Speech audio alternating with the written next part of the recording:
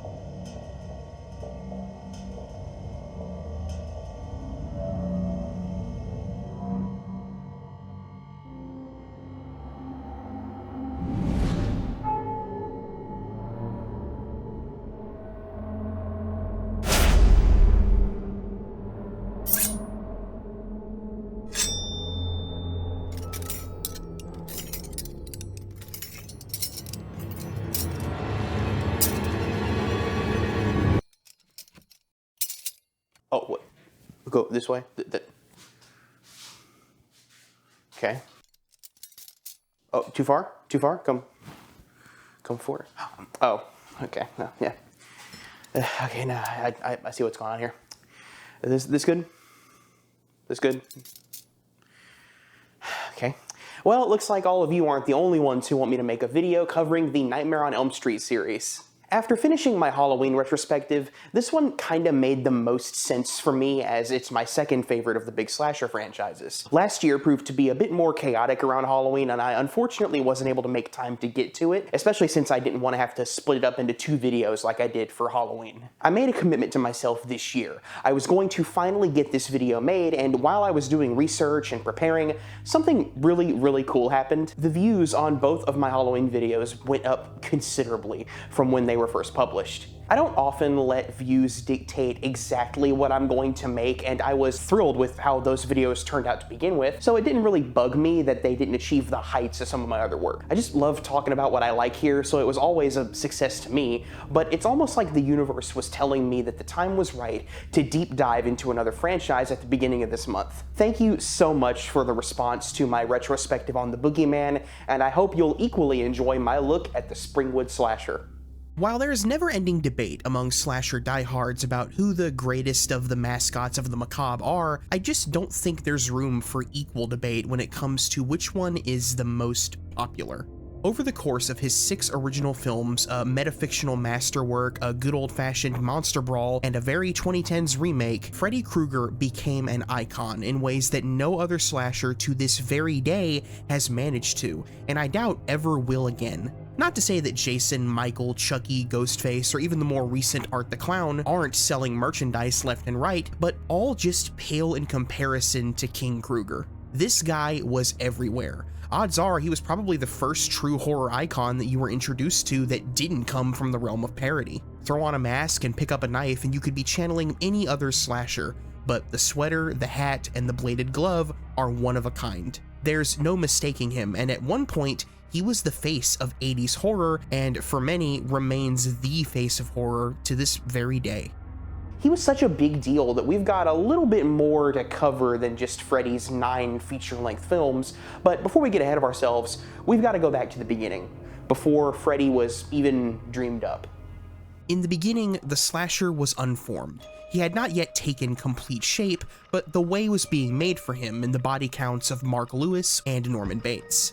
The Italian giallo films continued their explorations of psychologically motivated, erotically tinged violence in scenes that would inspire the exploitation-era classics before the proto-slasher would finally come into existence. First spotted in Canada in Black Christmas before making his way all the way down south to Texas, in its Town That Dreaded Sundown and its infamous Chainsaw Massacre. The building blocks were set, the box office was waiting, and in 1978, Halloween would forever define what the slasher would be.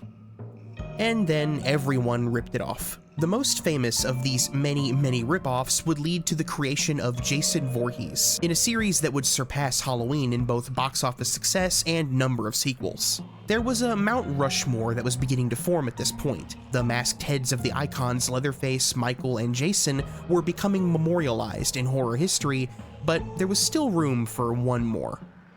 The problem was, nobody was really doing anything new.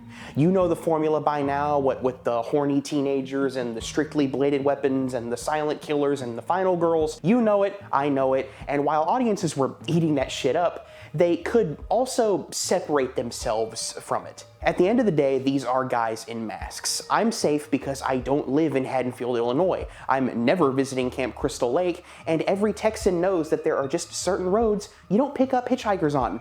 The setting of a slasher is as important to making the overall experience unique just as much as it is a safe haven for the audience to retreat to. Logic keeps horror fans safe, and even movies like Alien, which took the slasher concept to outer space, still had a setting that reminded them that it was only a movie. No matter how freaky your dude looks or how brutally he kills people, he's not gonna get me because I'm at home, safe, and in my bed. Enter Wes Craven. When looking at the works that preceded Nightmare, it's interesting just how much the work he would arguably be most famous for looks to be a departure for Craven, at least from the stuff that got his name out there. The Last House on the Left and The Hills Have Eyes had granted him a reputation for disturbingly grounded realism. There were no supernatural elements to be found here, just fucked up people doing fucked up things to one another, tinged with the moral and political anxieties of the time. The inspiration for Nightmare, however, came from a few very real places. In the 70s, Craven came across LA Times articles covering an infamous series of deaths that suddenly and mysteriously struck Hmong refugees after they had been experiencing horrific nightmares, likely due to PTSD. Craven recounts a specific story where one of the refugees, a young teen, swore that he would die if he fell asleep.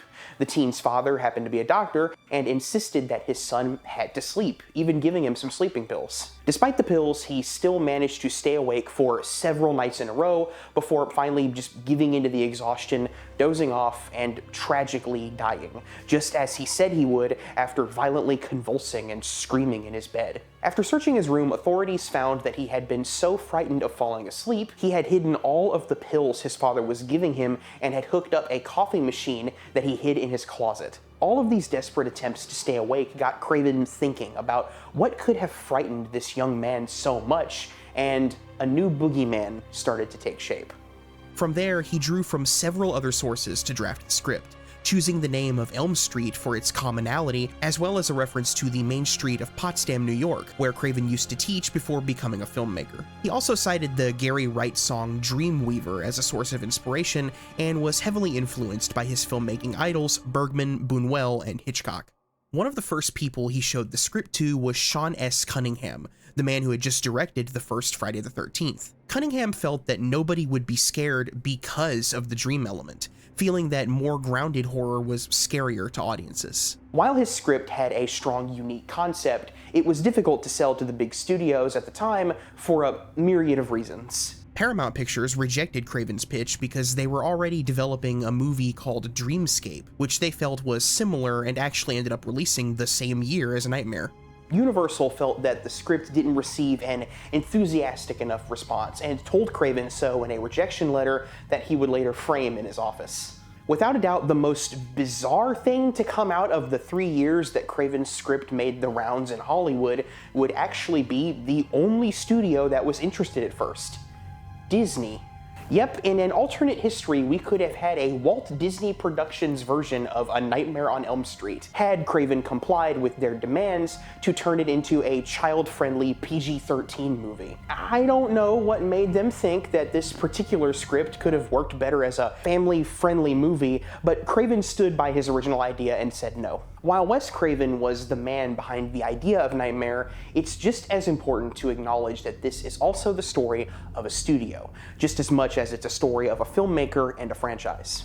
Robert Shaye had founded New Line Cinema in 1967, not as a production company but as a distribution house that got started by helping cult films like Reefer Madness and the works of John Waters get delivered to local army bases, prisons, and colleges. New Line's first foray into co-producing and eventually sole-producing their own independent films wasn't very successful. The employees of New Line truly believed in what they were doing, however, and even though they were struggling financially, the people involved in making the first Nightmare would stick around and become familiar faces when discussing the series, and it all started with Robert Shaye reading the script and meeting Wes Craven. Shaye saw the potential in the story, and New Line helped him to further develop the idea while working hard to secure the funds for the production. They managed to raise a $1.1 million budget, and on June 11, 1984, production officially began, lasting 32 days. On November 9, 1984, A Nightmare on Elm Street was unleashed onto the world and was a hit, earning $57 million worldwide, cementing Craven's name as a horror legend, and putting New Line Cinema on the map. To this day, New Line Cinema is referred to as the house that Freddy built. Similar to when I was writing my script for Halloween, it's hard to know exactly where to start with that first Nightmare movie. It's a classic, not just a classic of the slasher subgenre, but for all of horror. Craven and everyone involved managed to craft a modern myth, one that reaches out of the screen and into the subconscious of the masses, making them, much like the characters on screen, question their very reality. It's funny that Sean Cunningham thought the dream concept wouldn't frighten people when it's the most terrifying idea that the movie presents. The very reason that Nightmare has endured for so long and escaped the slasher subgenre to scare the hell out of average moviegoers. Everyone sleeps and everyone dreams. Craven managed to beat that one thing that kept slashers at bay. You don't go to Freddy, he comes to you.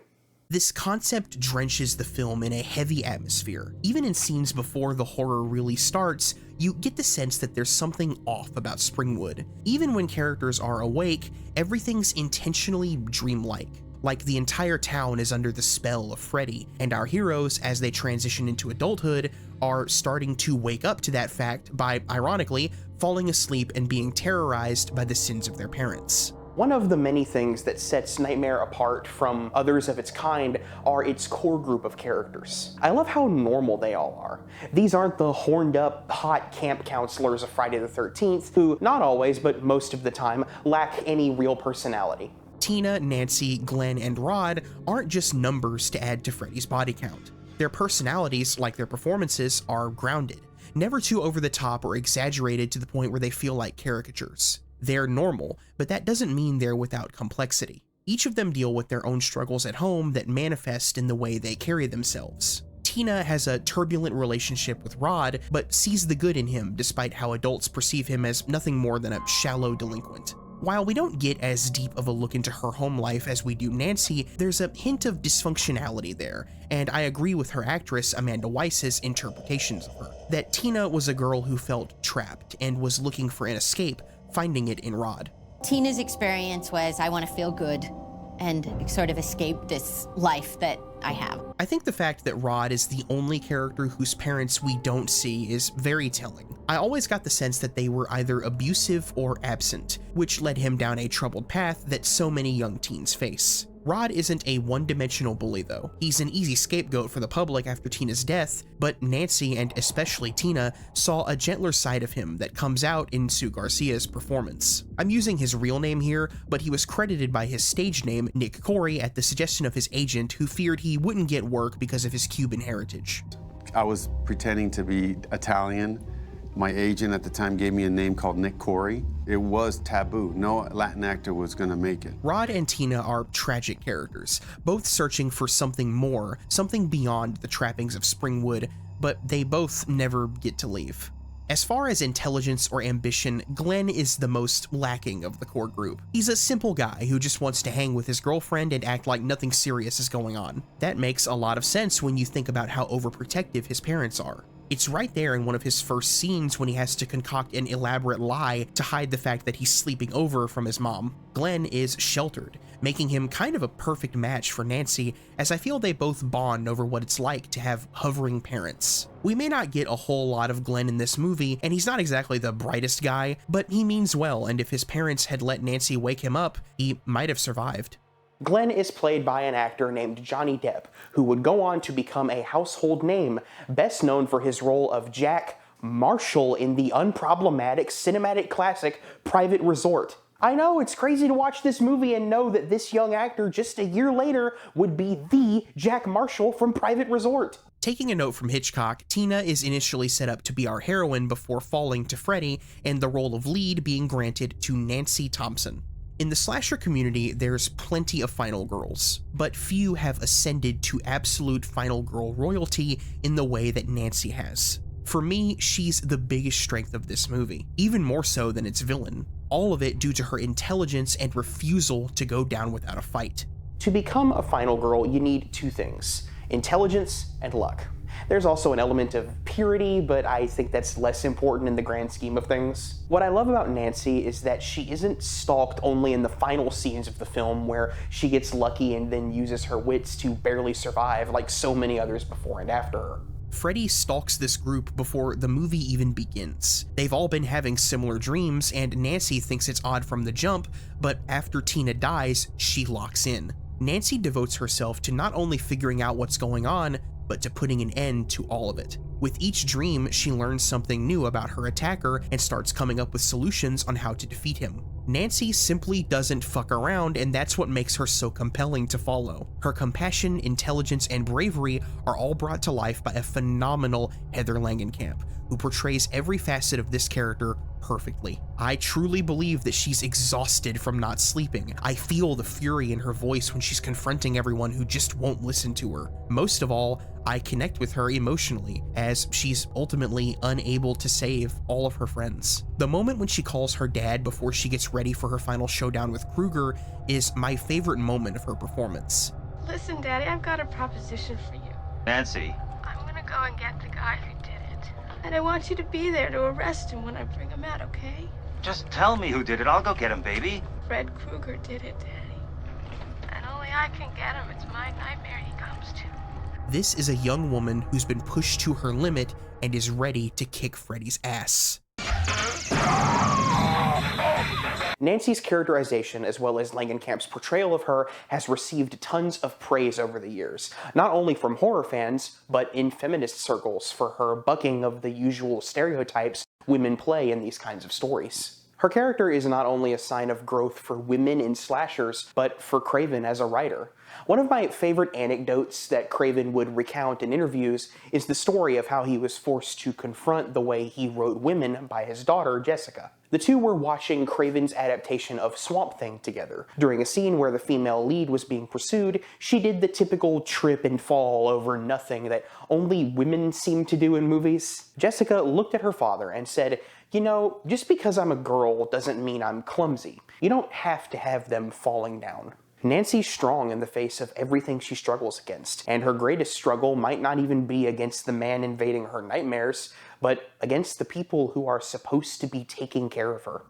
A massively important theme in the first Nightmare, one that carries over into nearly every film in the franchise, is secrets that parents keep from their children. In many ways, it's a fable about growing up. For the first time, seeing your parents as something less monolithic, watching them crumble under the weight of their past. These suburbs house a dark secret, one that nearly every adult has agreed to keep their kids in the dark about. There's a strong relatability there, a grand mystery, a key to adulthood that every teen feels is just out of their reach before reality hits them and they realize that every adult is just as fragile as they are, just as afraid, but for their kids. You get the sense that each of the Elm Street parents has found uneasy ways to cope with what they felt they had to do so many years ago.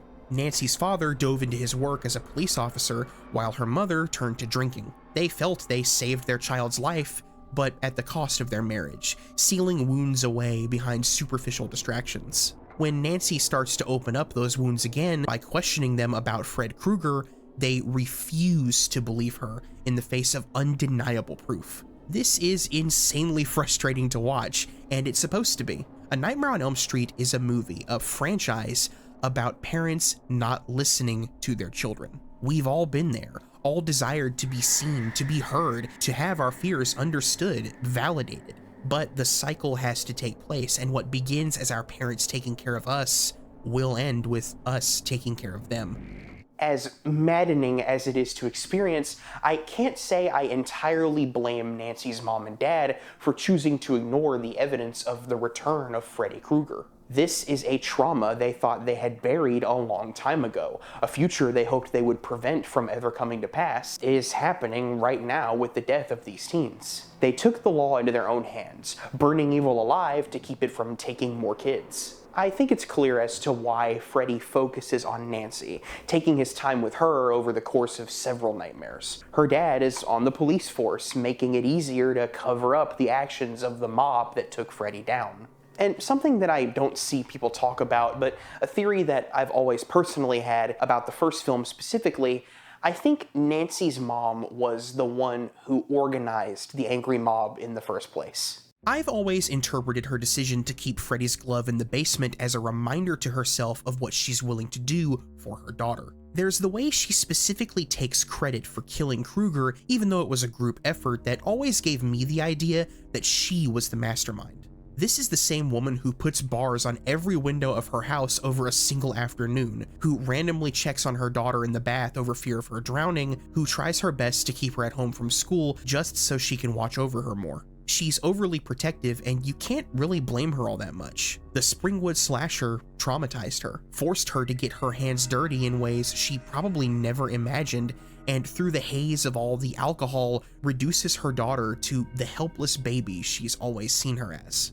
The way she talks to Nancy the entire film always felt a little infantilizing, but it's clearest when she reveals the truth to her. It's like she can't see her as an adult who will understand any of this, so she talks to her like she's a baby.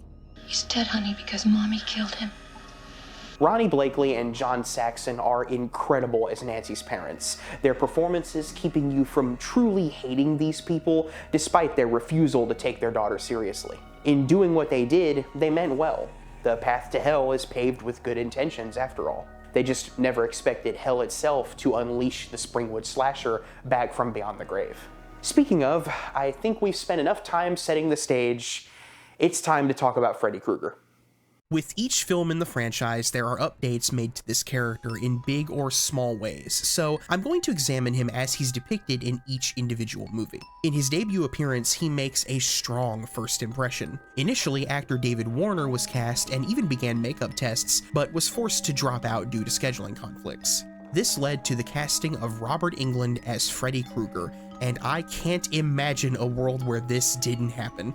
No doubt, there are legendary actors who donned the masks of slashers, taking the reins from whomever couldn't return and bringing their own style of physicality to the role. These are roles that are pretty easy to recast, though. One of the biggest reasons why the Nightmare on Elm Street franchise has remained dormant for over a decade is because it's just so damn hard to imagine anyone but Englund in this role. He is Freddy Krueger, the final piece of this icon that began construction by Craven on the page.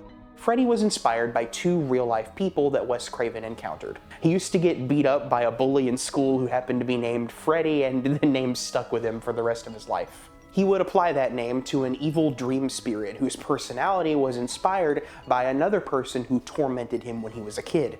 One night, a young Wes Craven heard someone walking outside his apartment window. When he peered outside, he met eyes with a disfigured homeless man for just a moment. Craven hid and hoped that the man would walk away, but not only was he still there when he looked back outside, the man acknowledged Craven by thrusting himself forward. He was intentionally scaring a little boy and got some sick amusement out of it. This man's behavior inspired the thing that set Freddy apart from every slasher of his time and made him a household name. Michael Myers is a force of nature. The unknown motivation and the fact that he acts like a blank slate made him scary in his own very specific way. Jason Voorhees had a hint of tragedy to his backstory that manifested itself in a hulking rage that Kane Hodder would bring to the character. Freddy Krueger killed children while he was still alive and continues to do so in the afterlife, purely for the love of the game. He's not a mysterious force or a disfigured child who wants to be left alone. Freddy is a sick bastard with no limits, no sympathy, and a mocking, cruel voice. Please, God. This is God.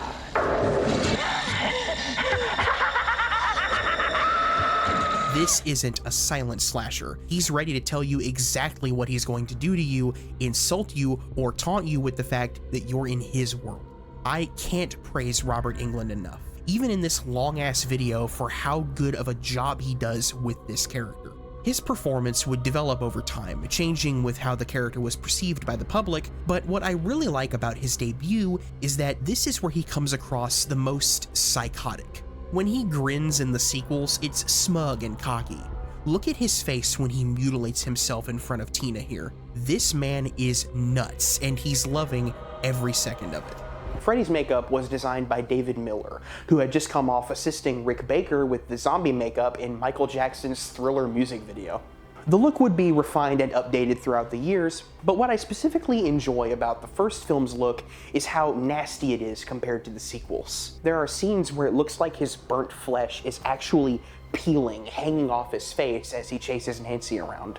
It takes a devoted actor to not only spend all those hours in the makeup chair, but make both the makeup and costume work for them. The red and green sweater was chosen because of the clashing colors to the eye, and the fedora was insisted upon by Englund to Craven after trying several hats that he felt didn't have the same strong silhouette. Englund took his long hours in the makeup chair with him, as well as Klaus Kinski and Werner Herzog's Nosferatu remake, and a little bit of James Cagney to develop the personality and physicality of Freddy. The actor, the makeup, and the costume were all ready, but there was one element left to bring Freddy to life.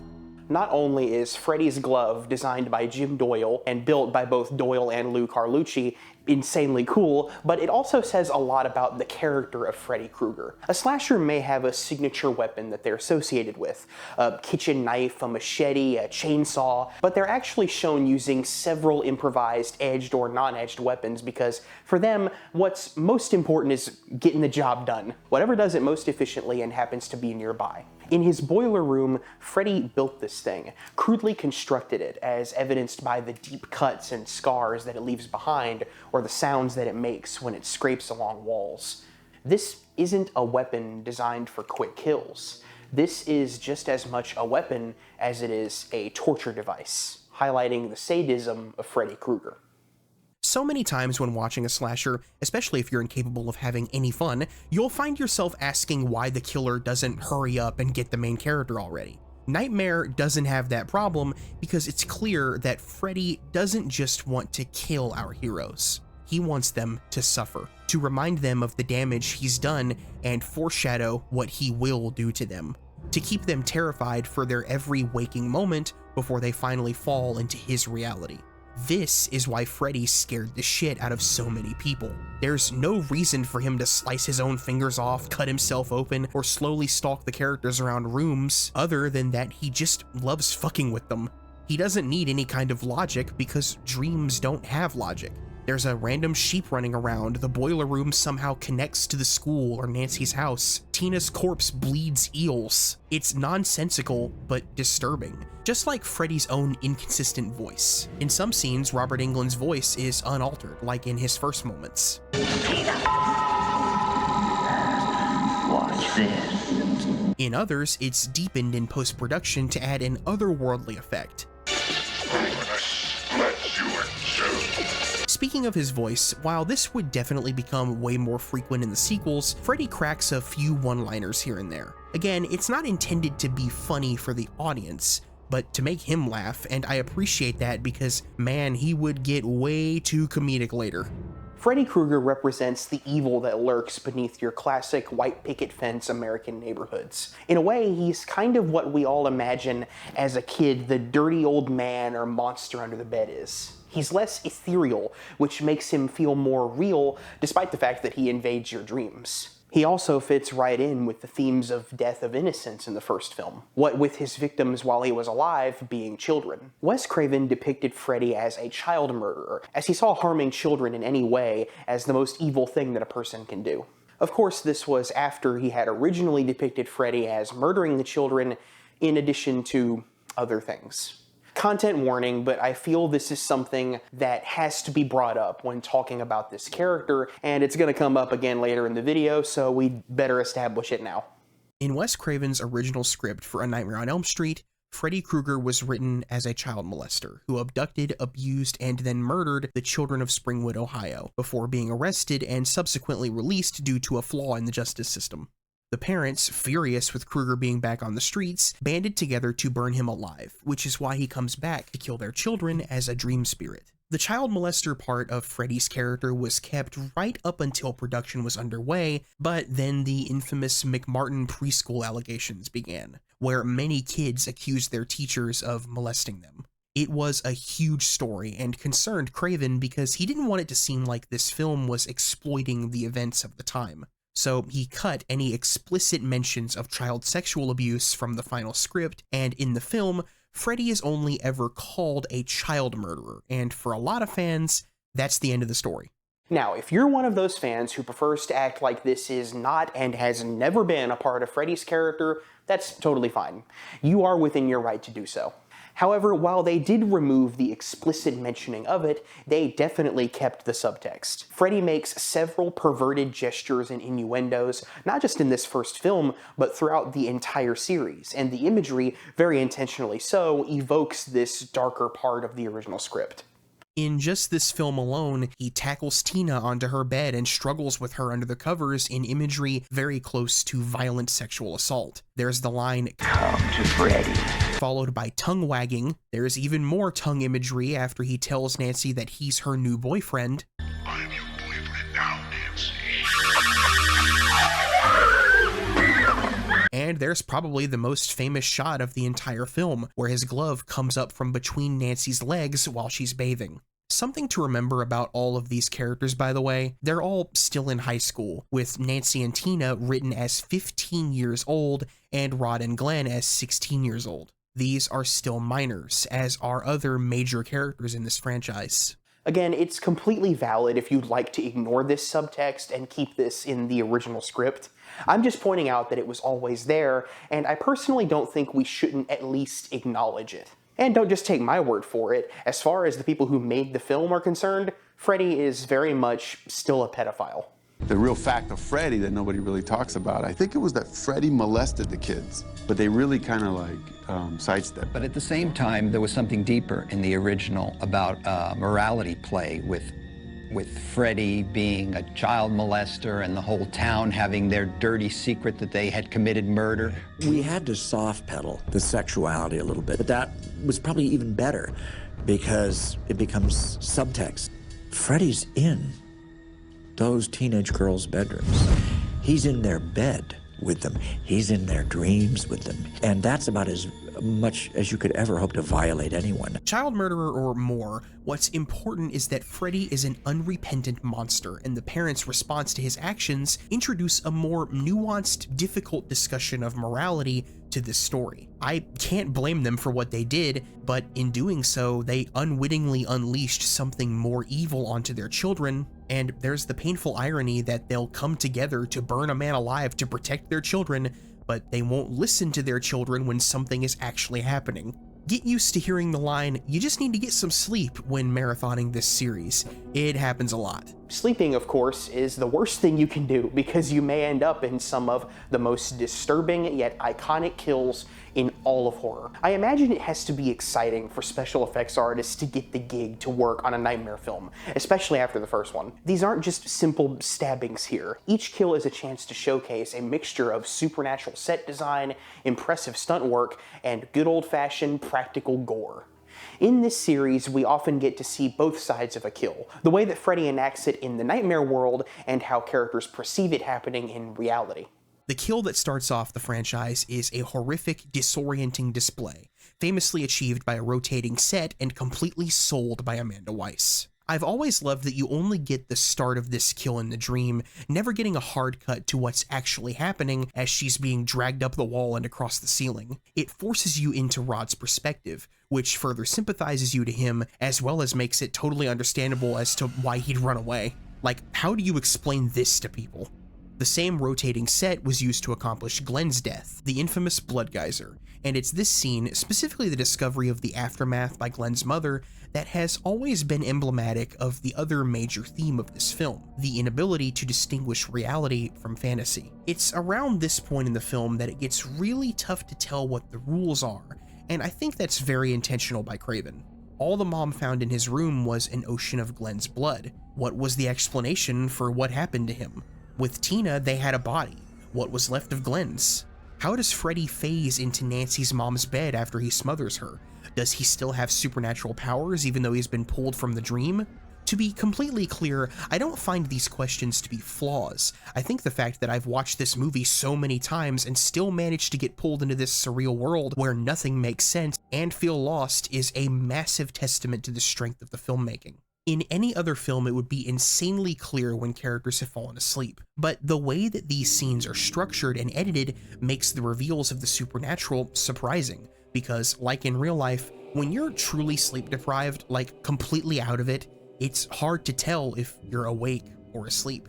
Another element that keeps the mystery going so strong is how the dreams themselves are shot. This is before they had the budget to build insane sets, and I actually prefer it this way. The locations our characters dream up are places you can imagine they've seen before, like the subconscious is pulling elements together to craft environments both familiar yet alien, and all shot phenomenally by cinematographer Jacques Haitkin. I've said it before and I'll say it again, I am obsessed with how 80s horror films shot blue moonlit darkness, and some of these shots are my go-to examples of the best of that style of photography. We've talked at length about how great Freddy's design is, but what keeps him scary is the fact that we never really get a good look at him. He's always bathed in shadow or obscured by foreground objects. Even in close-up, Haitkin keeps Englund covered in blackness, letting the imagination fill in the gaps and helping to keep Freddy mysterious, never losing his presence even when Nancy is kicking the shit out of him. Something not talked about enough alongside the visuals is the sound design. It cues us into the horror before it even makes itself known on screen. The knives scratching, the wall warping and bending helping to further sell this amazing special effect, and why I think Tina's death hits so hard, the subtle layering of Freddy's breathing over her screams and struggles. Props to the entire sound team behind this film. Speaking of sounds, there are two pieces of iconic music that came from the first Nightmare. Perhaps the most popular being the Freddy nursery rhyme, whose melody was actually worked out on set by Heather Langenkamp and her then boyfriend, musician Alan Pasqua. While many associate this as Freddy's theme song, I personally feel that the true Freddy theme is the theme composed by Charles Bernstein. It's right up there with the Halloween theme for me, as it fits the tone like a finger knife glove. To me, it sounds like a warped demonic lullaby. Everything about Nightmare just works. The cast, the crew, the script, the direction, the special effects, the sound design, musical score. This is one of those movies where every element comes together just right, except one. Famously, the ending of A Nightmare on Elm Street was a point of contention between Bob Shaye and Wes Craven. Craven's original intention was to have Nancy turn her back on Freddy, taking control of her dreams and her life again, be greeted by her friends who are revealed to all still be alive, and the film ends happily. The implication being that the entire film was one long nightmare, and Freddy was showing her what he would do to her family and friends before she was able to defeat him. It recontextualizes the title and would have made sense with some of the stranger things that happened toward the finale, but I'm not sure how big a fan I am of the "it was all a dream" ending being used here. Shaye certainly wasn't, and insisted that Craven change it to be more open-ended, possibly because he could see the potential in this movie making money and wanted there to be a sequel. He and Craven fought, but eventually Shaye won out, and the movie ends with Nancy being driven away in a car possessed by Freddy, and we're treated to a truly awful special effect. You can tell this was thrown together at the last minute because look at it.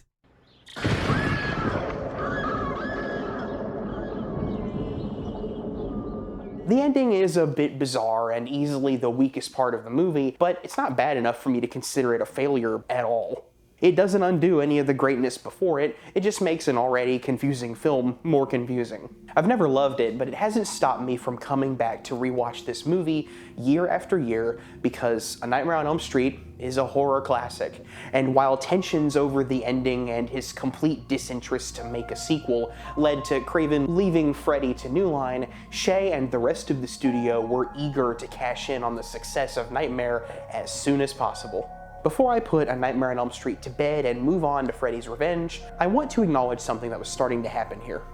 Even though he had only appeared on screen for less than 7 minutes, Freddy Krueger was becoming a star. And as we continue through this series, the most fascinating thing to analyze is just how big a deal he was going to be, and clearly New Line knew something was up because the subtitle to the sequel even bore his name, even if that subtitle didn't make a lot of sense.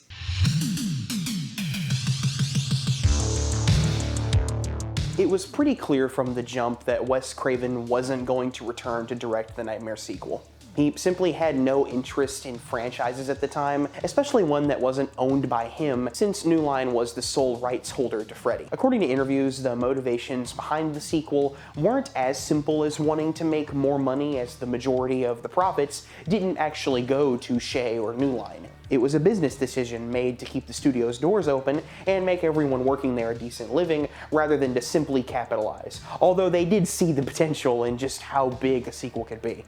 As I mentioned before, the employees of New Line are the family behind Nightmare, and I think it's pretty cool that for such a huge sequel, they hired from within, trusting people they knew rather than hunting for bigger names to replace Craven with.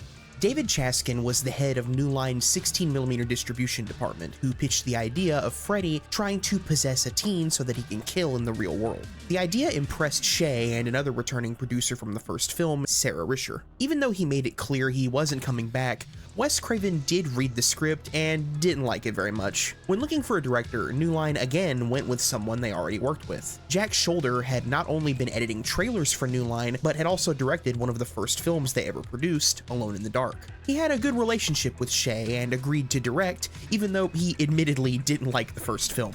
I was never a huge fan of the original. I mean, I understood why it was good and I understood why it was successful, but I felt no compunction to follow the template of the first film. If Craven's absence on the page and behind the camera wasn't enough to make you realize this was going to be a very different movie, none of the cast members except for Robert Englund were even asked to return. Already in development, they were setting the stage for a sequel that was going to have very little narrative connective tissue to the first, and with the script being more focused on real-world possession and one major other theme that, don't worry, we are going to talk about, Nightmare Part 2 Freddy's Revenge is seen by fans as an almost standalone entry in the franchise. While reviews at the time were mixed, that didn't stop the film from being another box office success for New Line, albeit not as big a success as the first film. By putting his name in the title, they further established Freddy's presence in pop culture, and they proved that people wanted to see more stories in this universe. As important as the first film is in creating this world, the first sequel established things that would become staples in the franchise, while also doing a bunch of weird shit that wouldn't go past this entry. Of all the Nightmare movies, my opinion on Freddy's Revenge has changed the most. When I was a young fan, excited to get into this series, I hated this one when I first watched it, and even went as far to skip it when I would marathon the series, since it had so little to do with everything else. Luckily, I gave it another shot a few years down the line, and I've come around to it. There's still plenty of things I don't like, and I'll be damned if it makes any sense at all in some scenes, but movies about dreams are going to be a bit confusing at times, and I won't act like some of the added context made me appreciate some of those weirder decisions a little bit more. Something retained from the original that makes this film so watchable is, once again, just likable, normal-feeling teenagers who are going through normal teenager shit in addition to dealing with Freddy.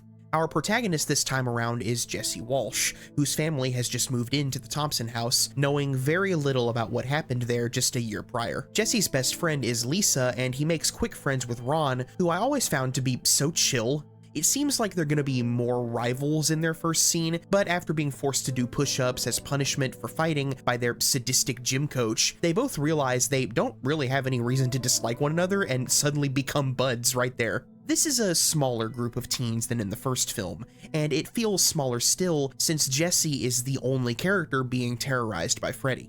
Nobody else is having the same dreams, and while that may be disappointing and limit just how many cool environments we get to see Freddy inhabit, what this does well is help us to get attached to Jesse.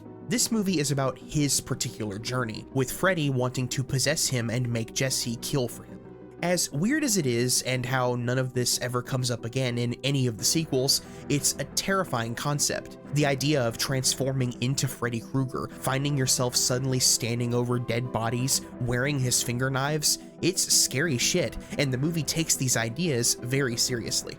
Tonally, Freddy's Revenge is the darkest of the original series, even darker than the first in terms of Freddy's behavior. One of the scenes I've always found particularly disturbing is the scene where we get a POV shot of what appears to be Freddy entering the bedroom of Jesse's younger sister while she sleeps. It's revealed that we're actually following Jesse, but he's wearing Freddy's glove, and just barely stops himself before murdering his own sister.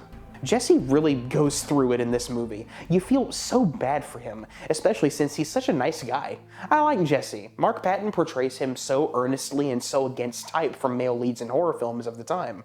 Jesse is one of the rare final boys in horror cinema, taking on traits that are normally perceived as feminine, while his supportive best friend Lisa acts in a way that is more traditionally masculine. It's nice to see a male main character be so vulnerable instead of the dumb jocks that we're used to in slashers. And how could you not feel bad for Jesse when this version of Freddy is after him? Freddy Krueger is portrayed pretty differently in the sequel than he was in the first, and almost wasn't even portrayed by Robert Englund at all. Yeah, this was before they realized you couldn't really replace him yet. They learned their lesson pretty quickly enough when Englund's agent asked New Line for more money to reprise his role. Not only did they refuse to pay the man more at first, but the studio actually began production on Freddy's Revenge with an uncredited extra in the role, and after filming with this person for just a little bit, it became clear that it wasn't the costume or the makeup that made the character. He was so bad that production relented and brought back the real Freddy, with Englund happily returning to his prized role. The only scene that remains in the final film of this extra is the scene in the showers, and you can immediately tell it's not Englund. It just speaks to the power of his physicality that this role fell apart even when you didn't see his face. Englund has an understanding of this character, even with the changes they made to him in this movie. His design was tweaked by new makeup and special effects coordinator Kevin Yeager, who did something that I honestly wish they brought back in future iterations. In addition to making Freddy look a bit more demonic, he put in these frightening contact lenses that Jacques Aitken knew exactly how to light. This close-up has always stuck with me as one of the scariest shots of Freddy in any of the movies. As far as the rest of the makeup, it was a challenge for Yeager, as there wasn't a lot he had to go off of outside of just remembering the first movie, since he wasn't provided with a whole lot of reference photography. He ended up accentuating the bone structure of Freddy's face, pointing the ears a bit more, giving him some real nasty teeth, and giving him an overall look that Yeager described as witch-like. I love how slimy he is in this movie, like he's melting in the heat of the Thompson house. While Freddy would retain his signature glove, when Jesse transforms into him, they went completely organic and made the blades actually protrude from Freddy's fingers, which makes him feel more animalistic. I think that's actually the best way to describe his personality changes in this movie. If you haven't watched this in a while, you'd be surprised to know that Freddy doesn't really crack any jokes in this movie. He's as serious as a heart attack in this one, coming across as furious and even more malicious than he did in the first. Not to mention predatory, with that subtext still present and even amplifying the subtext this movie is most famous for. Also, a design change that would stay for the rest of the franchise is Freddy's sweater. In the first movie, his sleeves are actually solid red with no stripes. This is the film where the entire sweater, being green striped, was introduced, and it stuck. While this movie breaks the rules of the first in quite a few scenes, that doesn't mean said scenes aren't really cool, or at the very least memorable. The parakeet exploding is very weird and I have no idea what it's supposed to mean, but you can't deny it's hilarious, especially with Clu Gulager as Jesse's dad blaming him for it. The best scene of the entire movie for me is without a doubt the moment where Freddy emerges from Jesse's body. The practical effects here are insanely good, and it sets a precedent for the rest of the franchise moving forward. This is the movie where they really started to take advantage of makeup effects a lot more, as well as the first real insane set they built for the opening dream sequence with the school bus. Speaking of sets, the factory that Freddy used to work at when he was alive is a standout set piece. I love this shot where the camera pulls way back to show just how massive it is. Jacques Haitkin came back to shoot this movie, excelling once again in lighting these environments and lighting Freddy. Even in scenes where he's in a bright house, they somehow manage to keep his face obscured by shadow. I really miss when this franchise cared about the mystique of Freddy. While those moments are pretty great for one reason or another, I can't say everything works for me. I don't understand what the hell is up with those dogs outside the factory. Some moments in the story just kinda happen and only work if you're looking at it through the lens of its overall symbolism. And I'm in complete agreement with Wes Craven about the infamous pool party scene. While the whole film is very much a departure from Freddy's usual thing, this is a bridge too far for me. Kills in a Nightmare movie shouldn't be quick and done to nameless teens at a pool party. Freddy isn't built for this Jason type of slashing, and it comes across as the filmmakers trying something too far outside their lane. As far as other issues I have with Freddy's Revenge, I think the musical score is a bit of a downgrade here. Christopher Young is a very talented composer who's done great work outside of this movie, but I feel the orchestral sound doesn't fit with the more synthy vibe of Nightmare. They don't even play Charles Bernstein's main theme in this movie once, and that's a huge disappointment for me personally. I've also never ever understood the title of this movie. Who exactly is Freddy getting revenge on? There's no returning characters from the first film, Jesse's parents had nothing to do with his death, and Freddy never expresses any real vendetta in any of his dialogue. I guess you can maybe interpret it as Freddy getting revenge on all of Springwood, but I think that's a bit of a stretch. The title is just too generic and cliche for a movie that is anything but. Alright, I think it's time we address this elephant already. A Nightmare on Elm Street 2, Freddy's Revenge, is remembered above everything else as a queer horror film. At the time, it was dubbed the gayest horror movie ever made. And if you're one of those people who somehow only sees Top Gun as just a bunch of guys hanging out, I can maybe see how you could miss those elements here. But for the rest of us who have eyes and can perceive things, the homoerotic subtext isn't even really subtext in Freddy's Revenge. The imagery is strong and the dialogue backs it all up.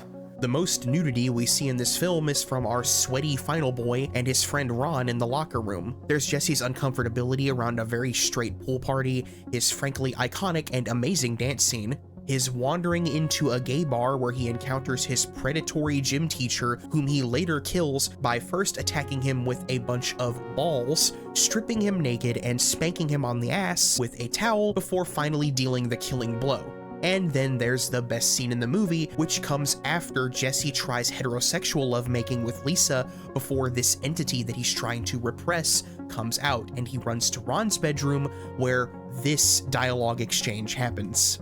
Something is trying to get inside my body. Yeah, and she's female and she's waiting for you in the cabana. And you want to sleep with me. The queerness of Freddy's Revenge has been analyzed for decades, and for a long time it was a mystery as to whether or not it was all intentional. Jack Shoulder swears to this day that he had no idea, while the actor who played Ron, Robert Russler, said he could tell by just reading the script. Bob Shea claims to have had no idea, even though in his cameo he appears as the bartender in the gay bar in BDSM gear. The most important person to ask about all this would probably be the writer, Bob Chaskin, who spent so many years giving conflicting answers before finally saying that it was intentional in the Elm Street Legacy documentary. The most important person to focus on here, however, is the star of the film. Mark Patton picked up on the queer themes in the script and actually had a tough time with it because he was closeted at the time, forced by his reps to hide his sexuality for fear of him not getting any work. This was the 80s in the midst of the Reagan administration, with homophobia present everywhere and the fear of AIDS only making things worse. Mark Patton's journey with this character, his struggles as an actor, and ultimately his acceptance of the part that helped so many queer teens feel seen is told in the documentary Scream Queen, My Nightmare on Elm Street, and I highly recommend you check that out if you want more detail than I can go into here. The way that I've always viewed the events of the film is Freddy is attacking Jesse with the fear of becoming the monster that homophobia of the time portrayed gay people as. One of the most harmful stereotypes of gay men is that they're predatory, and by killing Ron, Freddy further reinforces that stereotype to Jesse, making him ashamed of his feelings. Freddy is portrayed here as the self-loathing part of the queer community, the part that homophobic propaganda portrays as hurting the ones they love, splitting their family apart, and becoming the diseased monster that the 80s thought they were. Freddy is Jesse's repression, that force keeping him in the closet, forcing him to live a life where he's unfulfilled and unhappy. With the help and support of Lisa, he's able to overcome Freddy by the end of the film and learn to accept himself, but he doesn't entirely come out, however. There's this line of dialogue at the end where Lisa plays down the entire ordeal they've just gone through before they're attacked by Freddy once again, in a final scene that mirrors the opening of the movie. As a straight person, my analysis probably isn't as great as someone who truly relates to Jesse and what he goes through, someone who can pick up on even more of the signals being sent here. If you want a truly fantastic breakdown and analysis of Freddy's Revenge from a queer perspective, I cannot recommend enough that you watch Manboynice's video essay on this film. It is a truly excellent video that not only breaks down the film itself, but he also beautifully relates the struggles of Jesse and Mark Patton to his own experiences as a gay actor in Hollywood. I'll link to it in the description. Do yourself a favor and check that out. I'm really glad that I've come around to Freddy's Revenge. Whether viewing it as an essential piece of queer art or just as a unique standout in the Nightmare franchise, I think there's plenty of value here, and I'd personally rank it as one of my favorites. Unfortunately, audiences and critics of the time wouldn't agree with me. It made money, but the critical reception left the future of the franchise in question. New Line didn't truly know if it was worth doing another movie until a certain someone came back.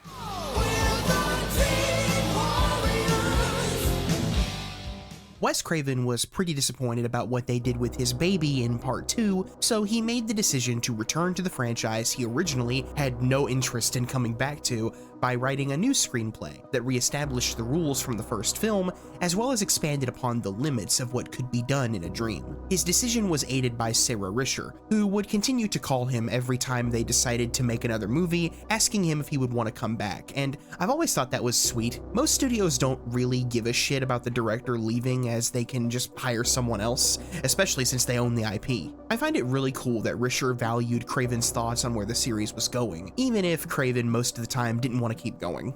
Craven co-wrote the first draft of A Nightmare on Elm Street 3 Dream Warriors with Bruce Wagner while he was about to start production on Deadly Friend. Wes was very proud of the first draft and introduced quite a few new ideas that would end up in the final film, specifically a group of characters teaming up to fight Freddy. But the people at New Line weren't as excited about it and felt that it needed some rewrites. They actually rejected Craven's first pitch for Nightmare 3, which took place in the real world, with Freddy coming after the actors filming a Nightmare on Elm Street sequel. He would use this idea later. Producer of the first films and line producer of Nightmare 3, Rachel Talalay, went to Shea and Risher and convinced them to hear out the pitch from then lesser-known writer-directors Chuck Russell and Frank Darabont.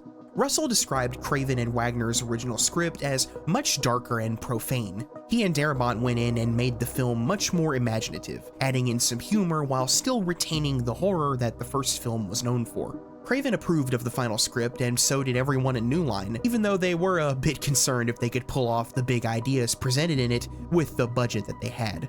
Russell ended up being the man for the job, directing the movie that many fans consider to be the very best Nightmare on Elm Street film. It is, yeah, it's the best one. I can't fight the way I feel, man. What do you want from me? You want me to be all different just for the sake of being different? Nah, fuck that, man. Dream Warriors rocks, and it rocks in nearly every way possible. Not only is this the definitive nightmare movie for me, but I'd go as far as to say that this is the definitive 80s horror movie. I'm not saying it's the best horror film to release in the 80s, but in terms of cinematography, lighting, tone, and overall style, this is the first movie that comes to my mind when I think 80s horror movie. It's all of the things that this era did well in one badass movie. God, do I love the way this movie looks. Cinematographer Roy H. Wagner, under the confident, bold direction of Chuck Russell, put together some legendary imagery for this movie. This is where they really start to go further into the dream concept with more elaborate sets, and I think it works best here. It doesn't go too far for me, as I can still see where the characters could pull from their memories to create these environments. The centerpiece of the whole thing being Christian's papier-mâché recreation of the Thompson house. I love that by this point the Elm Street house is like Dracula's castle. It's become an iconic horror location and an essential piece of imagery for Freddy, symbolizing the one victim he couldn't defeat. Speaking of which, another major strength of Dream Warriors is the return of Heather Langenkamp as Nancy Screw Your Pass Thompson. One of the best decisions they made in regard to her character is having her evolve into a mentor for the Dream Warriors. Her fierce intelligence and bravery are still part of her character, but you get the sense that she wishes to be for these kids what her mother failed to be for her. The biggest issue of that first film was that the parents didn't listen to their children, and Nancy represents a better generation, one that will grow to not make the same mistakes that her parents did. Returning alongside Nancy is her father, Donald Thompson, portrayed once again by John Saxon in a performance that I think surpasses the great work he did in the first. He's been reduced to an alcoholic security guard, being unable to cope with the guilt of failing the Elm Street children. They all died despite everything he did and then covered up to keep them safe. And having had to watch his ex-wife die as well, he hasn't moved on. There's a rift that's formed between him and Nancy that pays off tragically in the end. Even with the involvement of Craven, the return of Langenkamp and Saxon, the refocusing on dreams, all that, Dream Warriors isn't the best of the series because of what it brings back, but for what it introduces. Dream Warriors is fantastic because of the Dream Warriors. They made the excellent decision to expand the idea of troubled youth even more. The last of the Elm Street kids are the most troubled the series has seen yet, but through it all, the movie validates and empathizes with them, creating the strongest cast of main characters I think I've ever seen in a slasher movie. Kristen, Kincaid, Joey, Taryn, Philip, Will, and Jennifer. All of them are kids you either feel like you knew or were growing up. They're all troubled, each with their own difficult past and struggle, but that's not all that they are, despite what the adults only see. To define them by their struggles is to reduce them as people, to suppress the spark that resides in each of them, the piece of them that they let run wild in their dreams. Artists, performers, defenders of the weak, powerful heroes, beautiful and bad. These are kids with potential, a potential that may be ignored by the rest of the world, but is acknowledged and encouraged by one another. Do you think the Wizard Master or Taryn's punk style is a bit corny, maybe cringe? Well, so what? This is who they are. It's what makes them feel whole, makes them feel free, and it's also the reason why this is the most resonant nightmare movie. This movie is made for the outsiders, and it is a resoundingly beautiful celebration of them. The Dream Warriors validate each other. They listen and give each other strength, a strength that can overcome even Freddy Krueger, and he knows it. See this guy right here? This is Freddy Krueger. Peak Freddy Krueger, the definitive version of this character. When I hear his name, this is the version that comes to mind. The makeup by returning Kevin Yeager, flawless, even better than what he did in part 2. But where he really shines is in his characterization and Englund's performance. With one line of improvised dialogue, Robert Englund would forever change the trajectory of this character and strike the perfect balance of tone for this entry. Freddy was scary, he was intimidating, but starting right here, he could even make you laugh.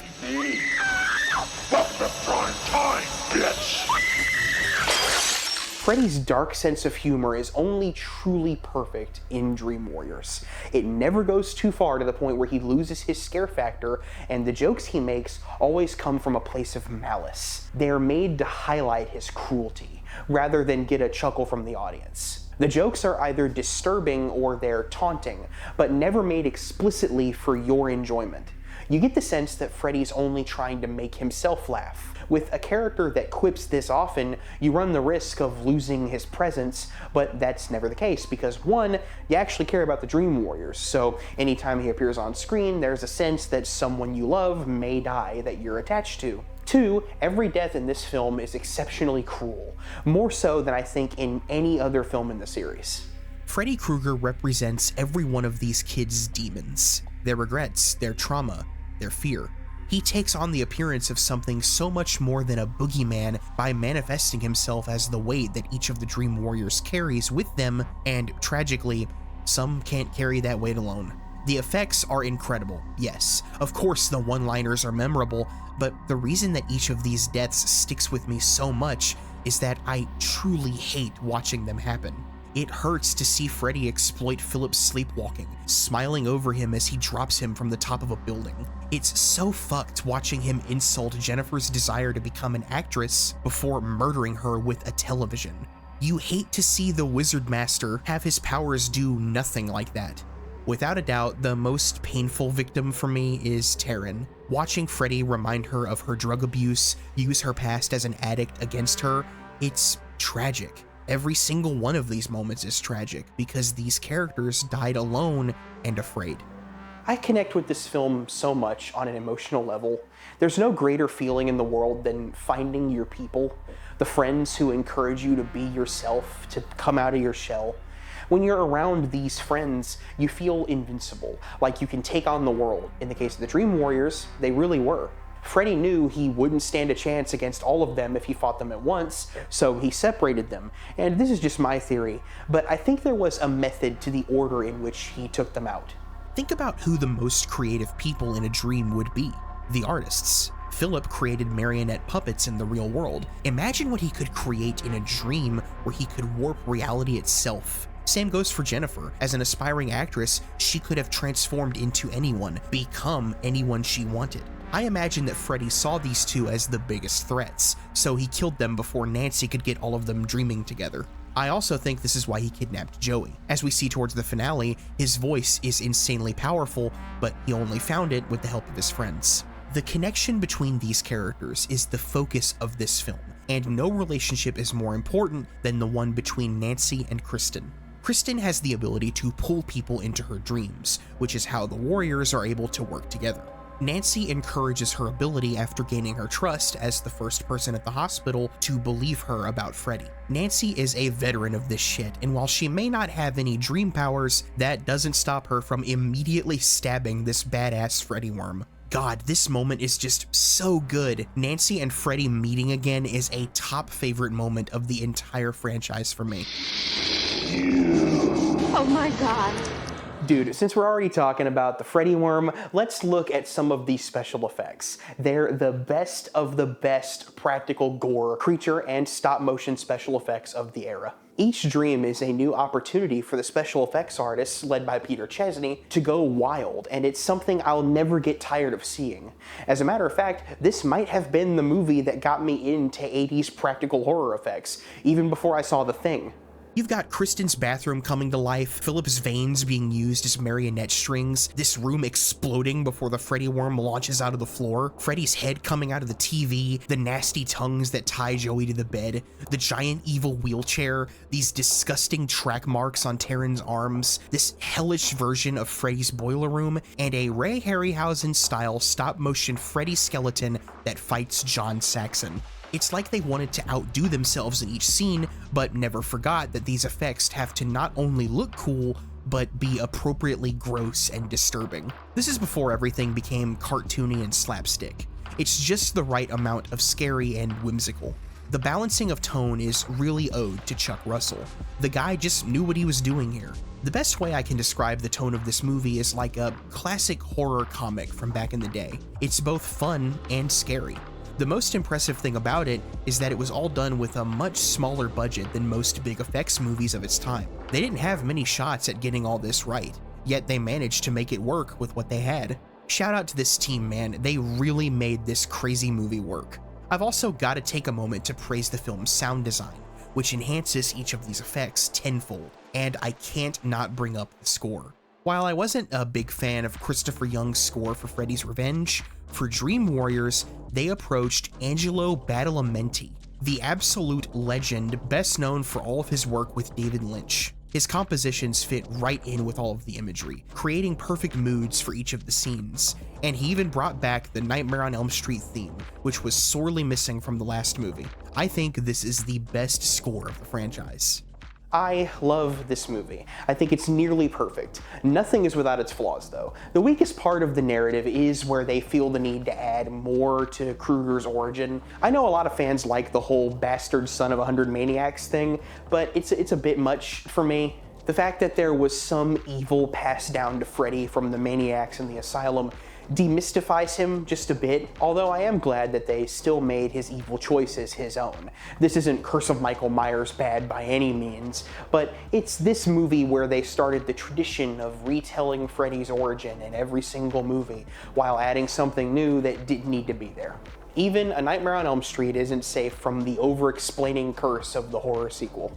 With all the new things that Dream Warriors introduces, one of the most emotionally poignant elements of any of the movies is what it does with the classic characters. As I alluded to earlier, Nancy and her father's emotional arc culminates in the most heartbreaking yet perfectly written moment of character death in the entire franchise. Nancy Thompson was unbeatable in that first movie. She took back all the power she gave to Freddy, and going into Dream Warriors, she knew all of his tricks. There were no weaknesses for him to exploit, or so she thought.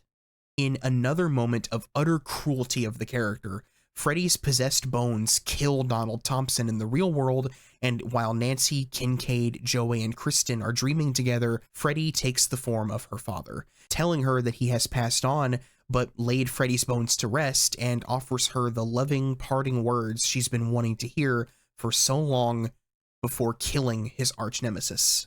Every time Freddy takes a life in this movie, he laughs, cracks a joke, just savors it in some nasty way. But with Nancy, he can't muster anything but a single word: die. It's almost like an acknowledgement from Freddy to a worthy opponent, and Nancy's death still hits so hard every time I watch it. Langenkamp's anguished screams and Patricia Arquette cradling her body, it's so damn sad. You know when people say that slashers or horror movies in general aren't capable of moving you emotionally like this? Don't write off the genre just because it's got some blood and guts. This is heavy-hitting emotional stuff. While I'm not a fan of the added backstory, I do like that they defeat Freddy like an old-school horror monster here, with holy water and a crucifix, almost like he's as classic as a vampire, and by this point in history, he was becoming just that.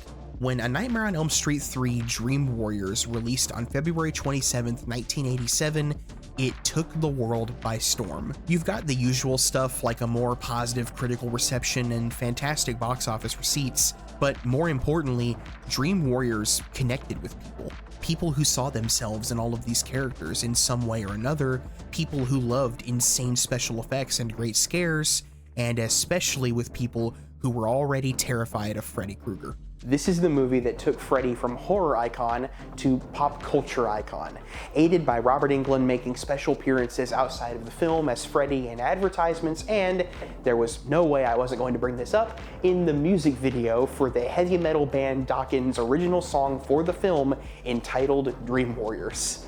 The video is a ton of fun, featuring clips from the movie, the band performing on set, and even defeating Freddy, who just can't handle their intense sound. In the end, it's revealed that the whole music video was a nightmare of Freddy. Remember how I said this was the most 80s horror movie ever made?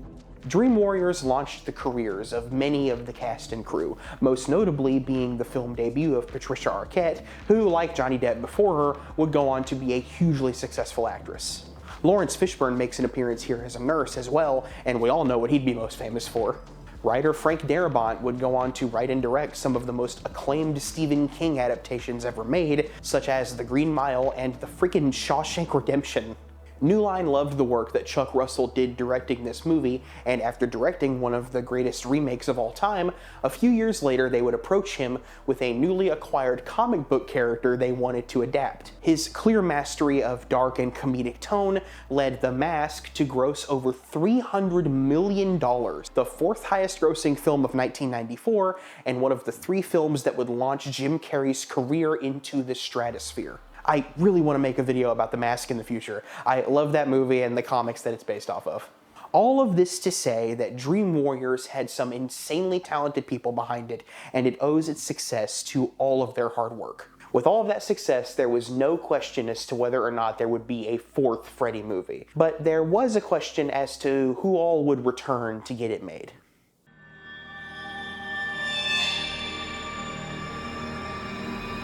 So, you're New Line, and you've got a massive hit on your hands. It's time to cash in and do another sequel. Your previous director had just set the tone for the entire series moving forward, but he's not available right now, and neither are any of the writers. Who do you pick to make the next movie? Are you willing to pay them decently? Searching for a director for Nightmare 4 was a difficult task, but there was one guy who insisted that he was the man for the job. Finnish director Renny Harlin got the attention of Sarah Risher, but it took several meetings that were often unannounced because Harlin would just show up to the studio, for Bob Shea to finally be convinced that he was the guy. His dedication to the project ended up being a godsend because while they had a very rough, almost outlined script written in just 2 weeks by Brian Helgeland, the rewrites weren't going to happen anytime soon because the writer's strike began. Rachel Talalay described the movie as a writer's disaster, and many people working on the film stated that they were just making shit up as they went, with Harlan coming up with a lot of the nightmares himself. With that info in mind, it makes it truly impressive that Nightmare on Elm Street 4: The Dream Master is as watchable and entertaining as it is, although you can definitely feel the unfinished script in any scene that isn't a dream. Renny Harlin was a young, action-oriented director, and his kinetic energy is the best thing about Nightmare 4. The shots, photographed by Steven Feuerberg, are not the moody, atmospheric wides from the previous entries. They were inspired by Hong Kong action movies, with quick cuts, fast zooms, and an insane variety of different angles. While it feels nothing like the movies before it, and I'll talk about that more in a minute, I can't deny that it helps to make this movie very fun to watch. I think the best way to sum up the tone of the Dream Master is by referring to it as the nickname it was given by both Robert Englund and fans. This is the MTV Nightmare. It's all spectacle, baby, stunts, shit blowing up, karate, and even more hard rock music for the soundtrack.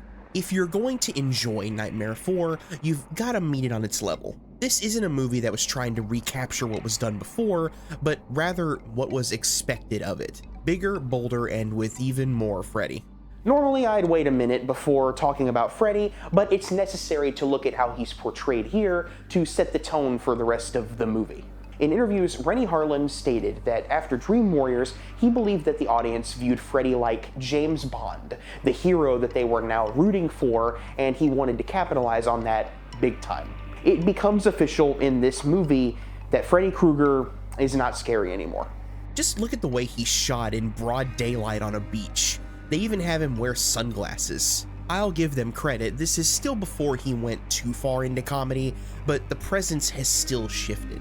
He's got more one-liners, more dialogue with the characters, and just spends a lot less time killing and more time mugging for the camera. Not to say he isn't fun to watch though. Englund pretty much always is, but it takes a minute for me to get used to this version of the character, especially when marathoning these movies back to back. Speaking of back-to-back marathoning these movies, let's just get the worst thing this movie does out of the way. In what I like to refer to as the Alien 3 problem, the Dream Master brings back, sort of, our 3 surviving Dream Warriors. Kincaid, Joey, and Kristen, played here by Tuesday Night, only to kill them all off immediately. All of that work from the previous story to get us to really love these characters, and they're taken out like they were nothing to make room for a much less interesting collection of bodies. It sucks. Hell, I'd rather you didn't bring them back at all. It would have felt less insulting to their legacy. There was no way that Kincaid was going out that easy, and Kristen's death scene just highlights another major issue with Part 4. It doesn't make any damn sense.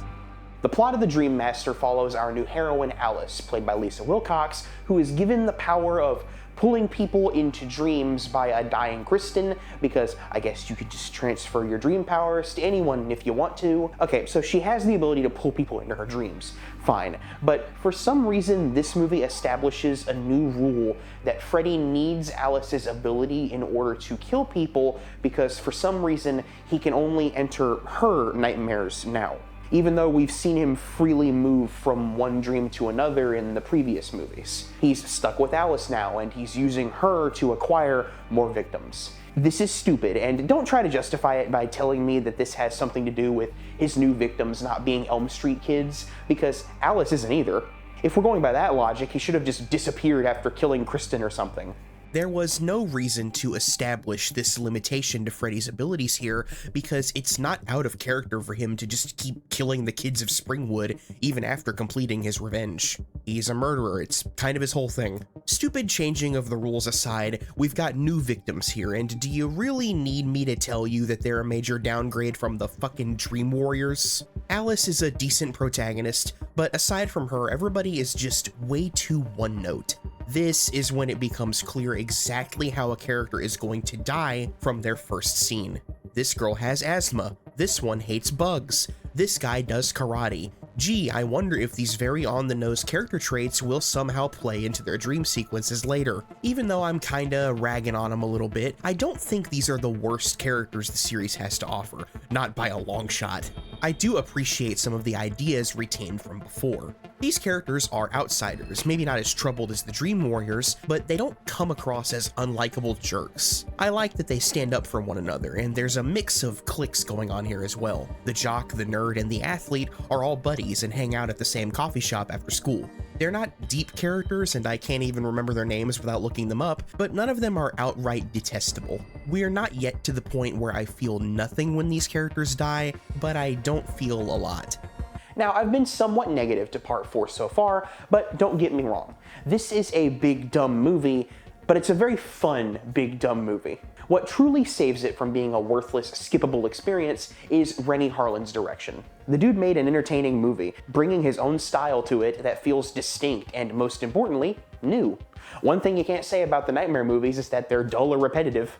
Slasher series often tend to blend together once they get their formula established, but with such a core unique concept involving dreams, there's so much more room for experimentation, and that's what The Dream Master is, an experiment that I think pays off if you let it. The litmus test really is how they resurrect Freddy. If you can accept that in Kincaid's dream, his dog pisses a stream of fire onto Freddy's grave, and this is somehow what brings him back, then nothing else in this movie could ruin your experience. While doing research, I loved watching everybody involved in this try and make sense of the fire-pissing dog. Look, they pulled it out of their ass, just like they did the ending, but before we get there, let's shift gears and get to why I do have a good time with the Dream Master, despite everything. While Freddy is at his most quippy thus far, I can't deny that these are among his most iconic lines in the entire franchise. I'll see you in hell. Tell him Freddy sent you. How's this for a wet dream? It also helps that he delivers them in these incredible dream/kill sequences. If you remember anything from this movie, it's the visuals from the dreams. The set design is excellent, if a bit over the top, and the practical effects, oh, chef's kiss, dude. Kincaid's nightmare in the junkyard with all the cars and this amazing matte painting is awesome. I love the waterbed sequence with Joey, and it's frankly surprising that it took 4 movies to include a waterbed. But the best of the best sequences in this movie involve our new characters, since it really feels like they were just trying to quickly get rid of the Warriors and get to the real showstoppers. While the way they're going to die can be pretty predictable, you can't deny how well constructed some of these kills are. Sheila's death has this great warped classroom set, and I love the robot hand that attacks her before Freddy sucks the life out of her. Toy Newkirk does a great job playing Sheila's terror here, and Freddy is in prime creep mode with the suck face line. want to suck the face? No. Newkirk actually stated that this was her first on-screen kiss, and another behind-the-scenes story that I thought I'd bring up regarding her performance is how she bravely stood up against the demands of the studio to redub her lines to sound, quote, more black. Rennie came up to me, and he's like, "You're gonna redo all your lines." And I was like, "Excuse me?" And he's like, "Yeah, because, you know, you don't sound like a black girl, and this is not how a black girl is." And it kind of pissed me off, to be quite frankly, so I confronted him on it. And it didn't go so well. I don't remember this. I'm from Finland. What do I know? I would deny it too, hell. When it finally came out, Rennie walked up to me and he put his arm around me and he's like, "I didn't know any better. I'm really sorry. You know, you're getting some really good reviews and thank you for challenging me in that." I like the scene with Rick in the elevator, but unfortunately he does end up with the worst nightmare in the movie. Even his actor Andres Jones expressed his displeasure with the karate dojo scene as it was thrown together last minute because his original death in the elevator couldn't be filmed as they simply ran out of money. He fights an invisible Freddy and gets stabbed by his glove. It's all pretty lame, and Englund doesn't even physically show up here. Alice's dream, where she's in the movie theater with her friends' bodies and she falls into the screen, the church where she and Freddy have their final showdown, these are great locations where the set designers really got to go off and put together some cool shit. Is it bigger than I'd like? Yes. Does it all make sense regarding the characters? No. But if you're expecting this movie to make sense, I don't know what to tell you.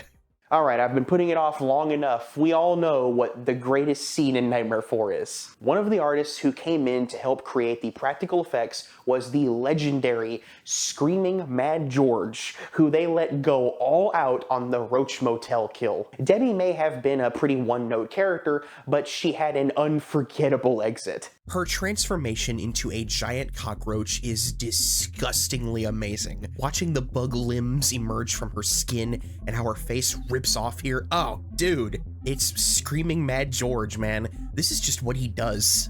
Debbie's death also features Robert Englund's personal favorite sequence in the entire series, where Alice and Dan try to get to Debbie's house to save her, only to repeat the same scene over and over and over again in a time loop, complete with the same opening shot and musical cue. By the time they realize they've been stuck going in circles, it's too late. Come on, we have to hurry. I'm driving. Oh my God. We're both asleep. He's got us going in circles. I've been hard on this movie, I know, but with scenes as imaginative as this, it's impossible for me to truly dislike it. During production, the biggest issue was the ending. They had no clue what they were going to do to wrap this whole thing up. Sadly, this would become a recurring issue for the rest of the series, and it's always clear that they just throw random shit at the wall to kill Freddy. The Dream Master that the title is referring to is both the name of a poem, a random poem that gets brought up out of nowhere, and also Alice, who starts absorbing the traits of her dead friends like they were video game power-ups. She has a kung fu fist fight with Freddy before conveniently remembering the rest of the Dream Master poem and showing him a reflection of himself, which causes the souls of his victims to emerge from his body and rip him apart. Like the rest of the movie, this makes no sense, comes out of nowhere, and is really an excuse to show off these amazing practical effects. It's moments like this that give me my complicated relationship with Nightmare 4. On the one hand, I can acknowledge the creativity and great filmmaking on display here, but I have to also come to terms with the fact that this was the beginning of a direction the series would take that I'm just not crazy about. Overall though, The Dream Master is still worth watching. Dumb, flawed, a bit too over the top, but an undeniably entertaining movie. And boy, would audiences agree. Nightmare 4 was an even bigger hit than Dream Warriors. It was the highest grossing film in the entire series for almost 15 years. Rennie Harlan would go from completely unknown to directing Die Hard 2, Cliffhanger, and his masterpiece, Deep Blue Sea. You couldn't stop the train from rolling at this point. Nightmare was a national phenomenon, and what had started with Dream Warriors would reach its peak post-Dream Master.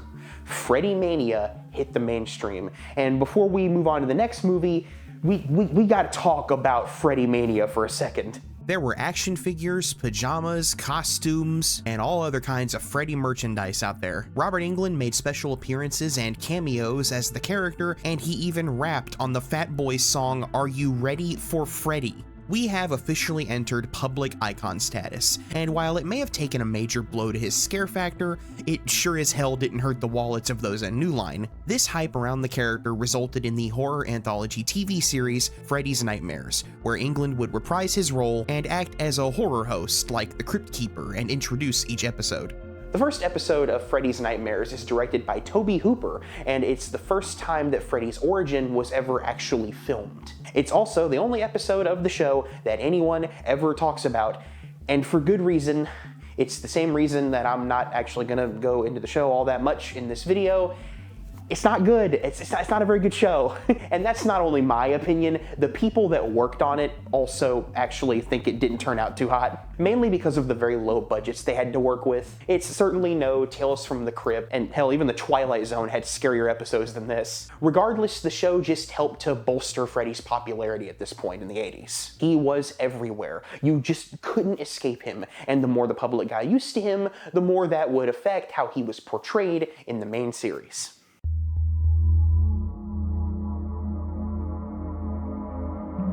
With Freddy Mania in full swing, a fifth Nightmare movie was an inevitability. When it came time to develop the idea for the story, there was a desire to frighten the now adult teenage fanbase with something that many of them were going to face: parenthood. The idea of Freddy as a baby was initially pitched by Leslie Boehm for Dream Warriors, but a then pregnant Sarah Risher found it a bit too close to home for her. She came around to the idea later and encouraged John Skipp and Craig Spector to focus on those themes in their initial draft before returning to Leslie Boehm and asking him to revisit his original idea for the final story. Just like Dream Master, there were tons of issues with getting the script complete in time for shooting, so in what these days is called the MCU method, they started shooting without a finished script in order to get Nightmare 5 released just a few days shy of a year after Nightmare 4. It was a breakneck production speed, and the task of directing was given to Stephen Hopkins, who pushed for the movie to have a more gothic visual style with imagery based off of comic books, since he was a huge fan of the medium. I'll never get over the disconnect that comes from interviews talking about A Nightmare on Elm Street 5, The Dream Child. I appreciate what they all say, that they wanted to make Freddy scary again, to take the series back to a more serious direction. That's great, and apparently some fans and critics think they succeeded. Did we watch the same movie? This one. This movie right here. This is the return to a serious tone. Let's go. I want to learn stuff from you. It's a boy! Yeah, I'm sorry. The Dream Child sucks. This is just a bad movie. The plot of this one revolves around Alice's pregnancy, as Freddy wants to be reborn into the world via her unborn baby. It's not a physical transformation like in Freddy's Revenge. It's implied to be more of a psychological manipulation / spiritual possession, and it's also really dumb. At least with Freddy's Revenge, the subtext made the possession storyline more interesting. We're sticking with continuity here, and Freddy wanting to come back to the real world seems like such a step down for him now. He has dream powers. What's he gonna do in possessing this kid? Especially since Alice knows what he's trying to do. She could just lock her kid up in jail and Freddy couldn't do shit. He's a literal kid. Just beat him up. I'm sure there will be more devoted Nightmare fans than I that will yell at me in the comments about why he's doing this, but they ignore it in the next movie, which means everything established here is entirely pointless. Look, if you want to have Freddy keep doing his dream killing and attacking people based on their insecurities or hobbies, just have him do it. You don't need this whole possessing a baby shtick and feeding it souls thing. They also established Freddy's weakness in this movie as his mom. The only way to beat him is by finding his mom's remains that are, for some reason, hidden in the same asylum where she was assaulted. How does finding Amanda Kruger's remains suddenly make her appear in Alice and her unborn baby's dream to fight Freddy? Did I really just write that question? The Dream Child is one of the more difficult movies in the franchise to talk about because outside of its confusing plot, there's really not much else to get into as far as themes or characters. You can kind of argue that the film has something to say about abortion, but it only really brushes up against the subject with Alice choosing to keep her baby. The discussion isn't as deep as some of the filmmakers act like it is. This isn't some ahead-of-its-time film about reproductive health care or anything. What The Dream Child is the fifth entry in a franchise that is clearly running out of reasons to keep its iconic slasher coming back. Running out of interesting characters for him to go up against, and definitely running out of ways to defeat him. Luckily, the one thing the franchise still has left in the tank is some creative imagery and very fun kills. I've repeatedly said that I much prefer when I can connect the set pieces of the dreams to real life more, and this is definitely the movie where they dove into the deep end with crazy, gothic, comic book or MC Escher inspired locales. While I don't like the departure from the more subtle and grounded surrealism of the first film, I can't not appreciate the work of production designer C.J. Strawn, art director Timothy Gray, and set decorator John Hawkinson. They went all out, and it keeps the movie from being completely boring to get through. There's some decent eye candy here and there. By this point, it's clear that the scripts aren't what's keeping these movies afloat. It's the talent of the dedicated visual artists who went so hard on some of these special effects that the MPAA really couldn't appreciate what us gorehounds can. The best kills in the movie are given to the returning character of Dan and the new character of Greta. Dan dies after falling asleep while driving and being transformed into this sick motorcycle hybrid creature before crashing. The effects of him painfully becoming one with the bike were so gnarly that the censors neutered the final product quite a bit, cutting out major chunks of the transformation that would have made a great kill even greater. Same goes for Greta, who's force-fed to death by Freddy, and in the original cut before the MPAA ruined it, she was actually force-fed her own guts. I've never understood why the MPAA feels the need to cut down clearly over-the-top special effects like this. It's not even trying to be realistic. Just let us have fun with these moments because we need them to deal with the rest of the movie. While the censors may have done some serious damage to the imaginative murders of Nightmare 5, it's sadly not the cuts that ruin these scenes for me. It's that Freddy gets on my nerves here. With full respect to Robert Englund, Freddy has officially veered into full-on cartoon character territory now. The one-liners, dude, God, I just wish he would shut up. They're not even funny anymore. He's just talking to talk now. What we are witnessing with Freddy in this movie is the penultimate version of Flanderized Freddy, a once terrifying child murderer who was even implied to be worse at points, who creepily stalked you in your dreams while only occasionally cracking a joke, has been reduced to a comedic, Saturday morning cartoon bad guy who's allowed to say bitch a lot. We'll see, bitch. Bon appetit, bitch. Bad year, Dan. Told ya, comic books was bad for ya. I just want to reiterate that this is the movie the filmmakers insist tried to take things back to being scary when it has Chef Freddy, Skateboarding Freddy, and Super Freddy, and we all feel the same about Super Freddy. Super Freddy sucks. There's even more of a clash in tone when, and this is probably big news for all of you Freddy child molester deniers, it's confirmed in this film that that did happen. Look at this newspaper article. There it is. Again, you can choose to ignore that, but it's right there. Our core group of characters also fail to be interesting in any way. It's all just stereotypes now. Even more obvious than in the last movie how they're all going to be taken out. You'd think Freddy would be the only character that would be played completely over the top, but no. Every single character in this movie acts like they're in a parody film or completely stilted. There's no grounded person for me to latch onto, no anchor for me to actually become invested in what's happening.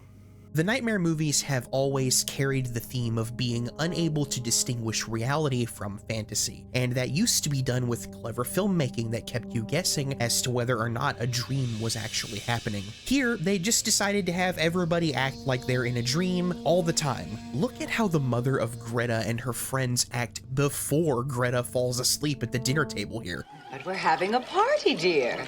I read about him.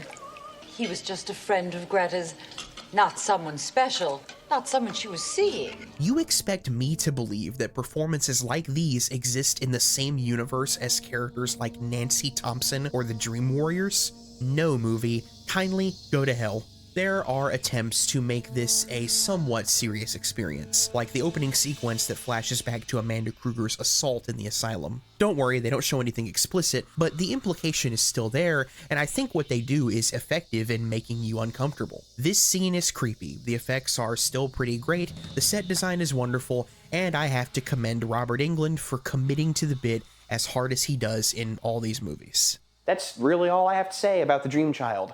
I don't like it, and I'd rather not waste your time sitting here trying to come up with more things to say about it just to pad the runtime of this already stupidly long video. The release of Nightmare 5 wasn't what New Line was hoping it would be. It made money, becoming the highest-grossing slasher film of the year, but it wasn't anywhere near the hit that The Dream Master was, and the critical reviews were even worse. New Line could see the writing on the wall, and while resurrecting Freddy over and over had made them money before, they decided that finally killing him off for good would be the best choice to get back the box office they were hoping for.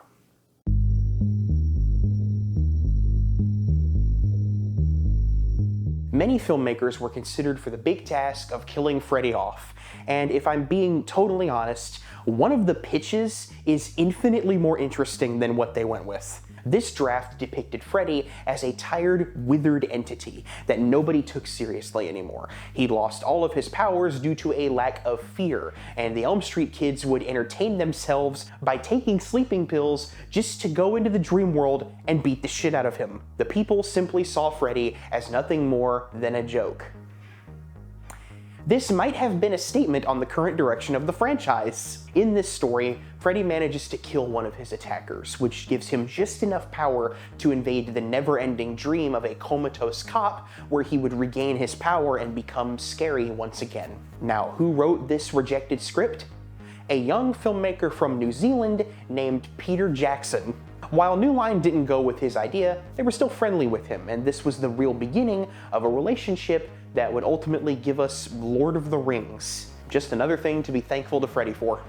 Rachel Talalay had been a constant presence in the Nightmare series since the first film. She was the producer who advocated very hard for Chuck Russell and Frank Darabont's script for Dream Warriors. And with all this behind-the-scenes experience under her belt, she approached Shea and Risher with a request to direct the sixth movie. They were more than happy to have her in charge, and it was her idea to title the script, written by Michael DeLuca and based off of her own pitch, Freddy's Dead: The Final Nightmare. Many of the people involved in Freddy's Dead were there because of Talalay. She had a great relationship with everyone, and I'm always happy to hear that a cast and crew got along well and enjoyed what they were doing.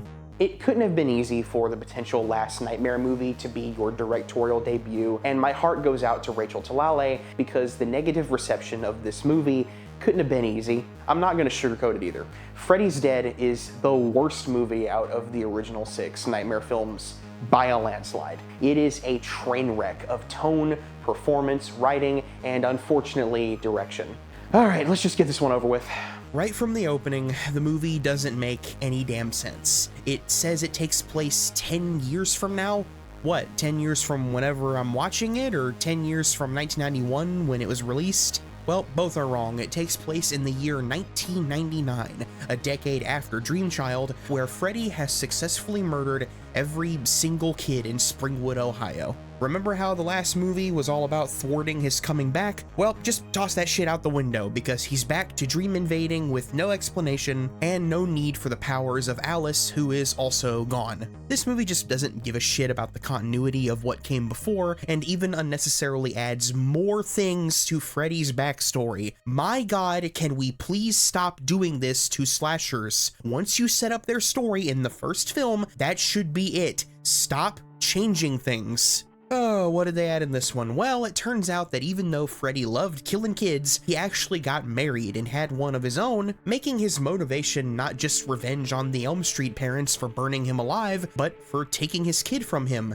and he also wants revenge on his own kid because they told the adults what Freddy was doing. At first it's hinted that it might be John Doe, yes, they never really do tell you his real name, whom Freddy launches out of Springwood and intentionally gives amnesia so that he'll bring him more victims, including his daughter, in a twist that you can see coming from miles away.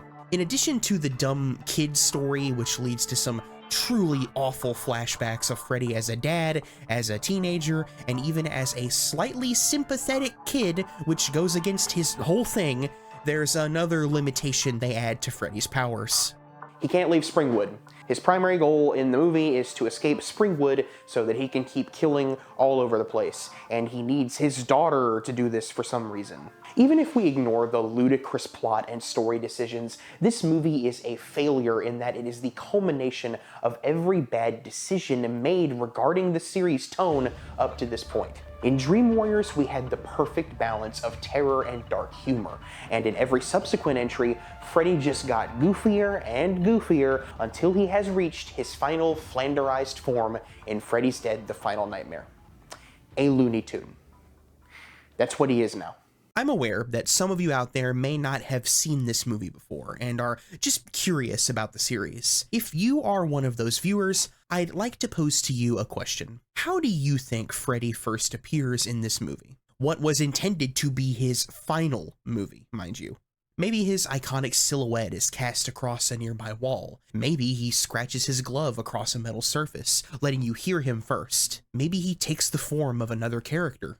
I am now going to play you the first appearance of Freddy Krueger in Freddy's Dead: The Final Nightmare.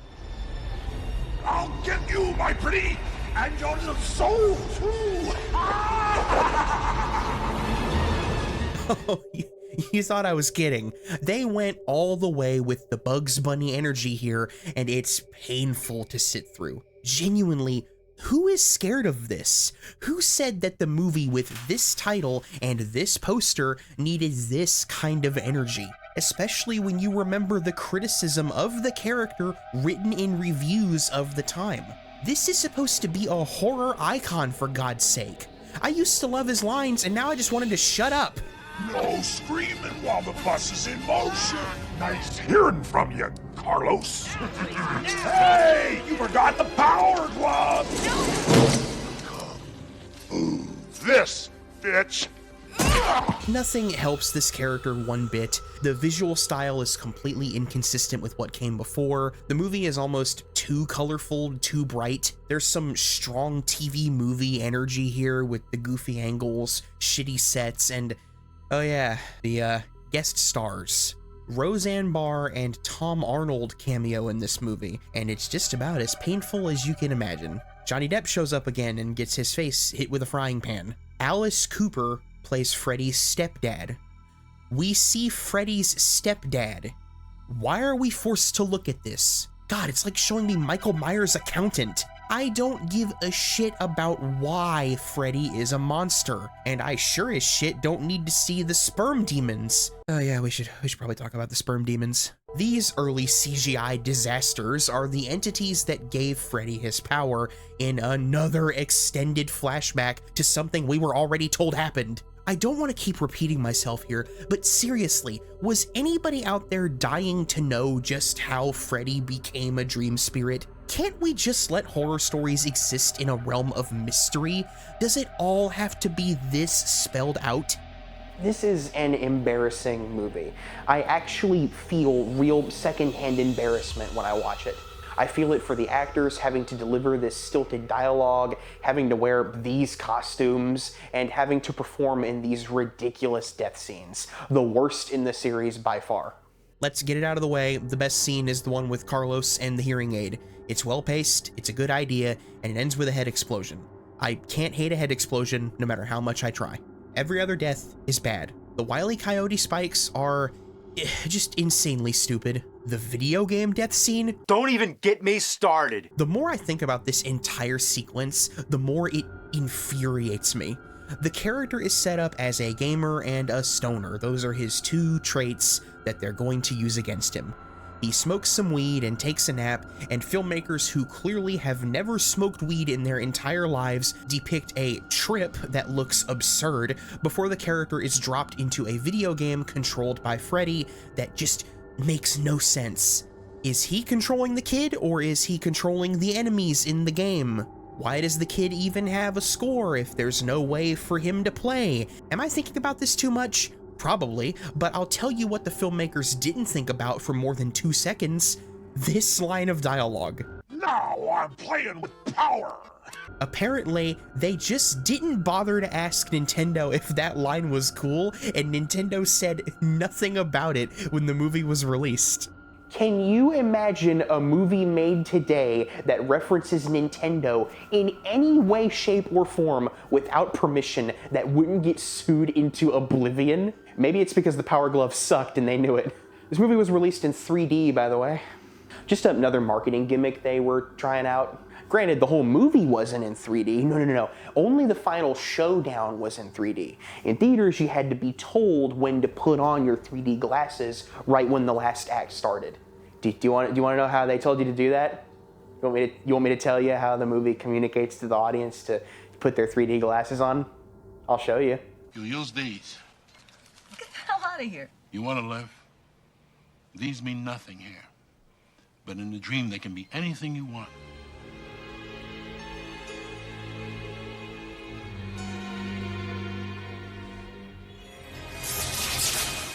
Before I free myself from ever having to think about this movie ever again, I do want to acknowledge something positive that came from it.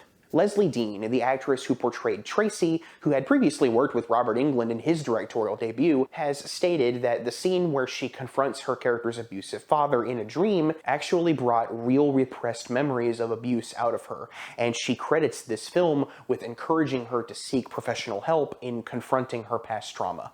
I think that's truly powerful stuff, and I'm so glad to hear that she got the help she needed.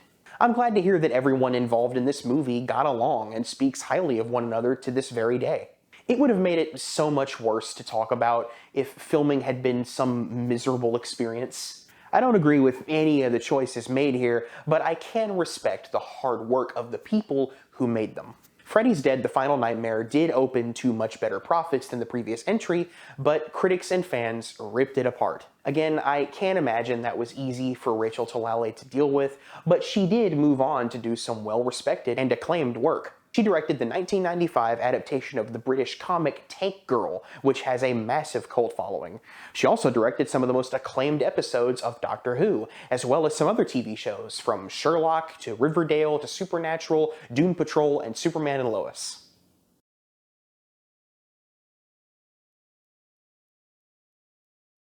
So they've finally done it. They've killed off Freddy Krueger for good.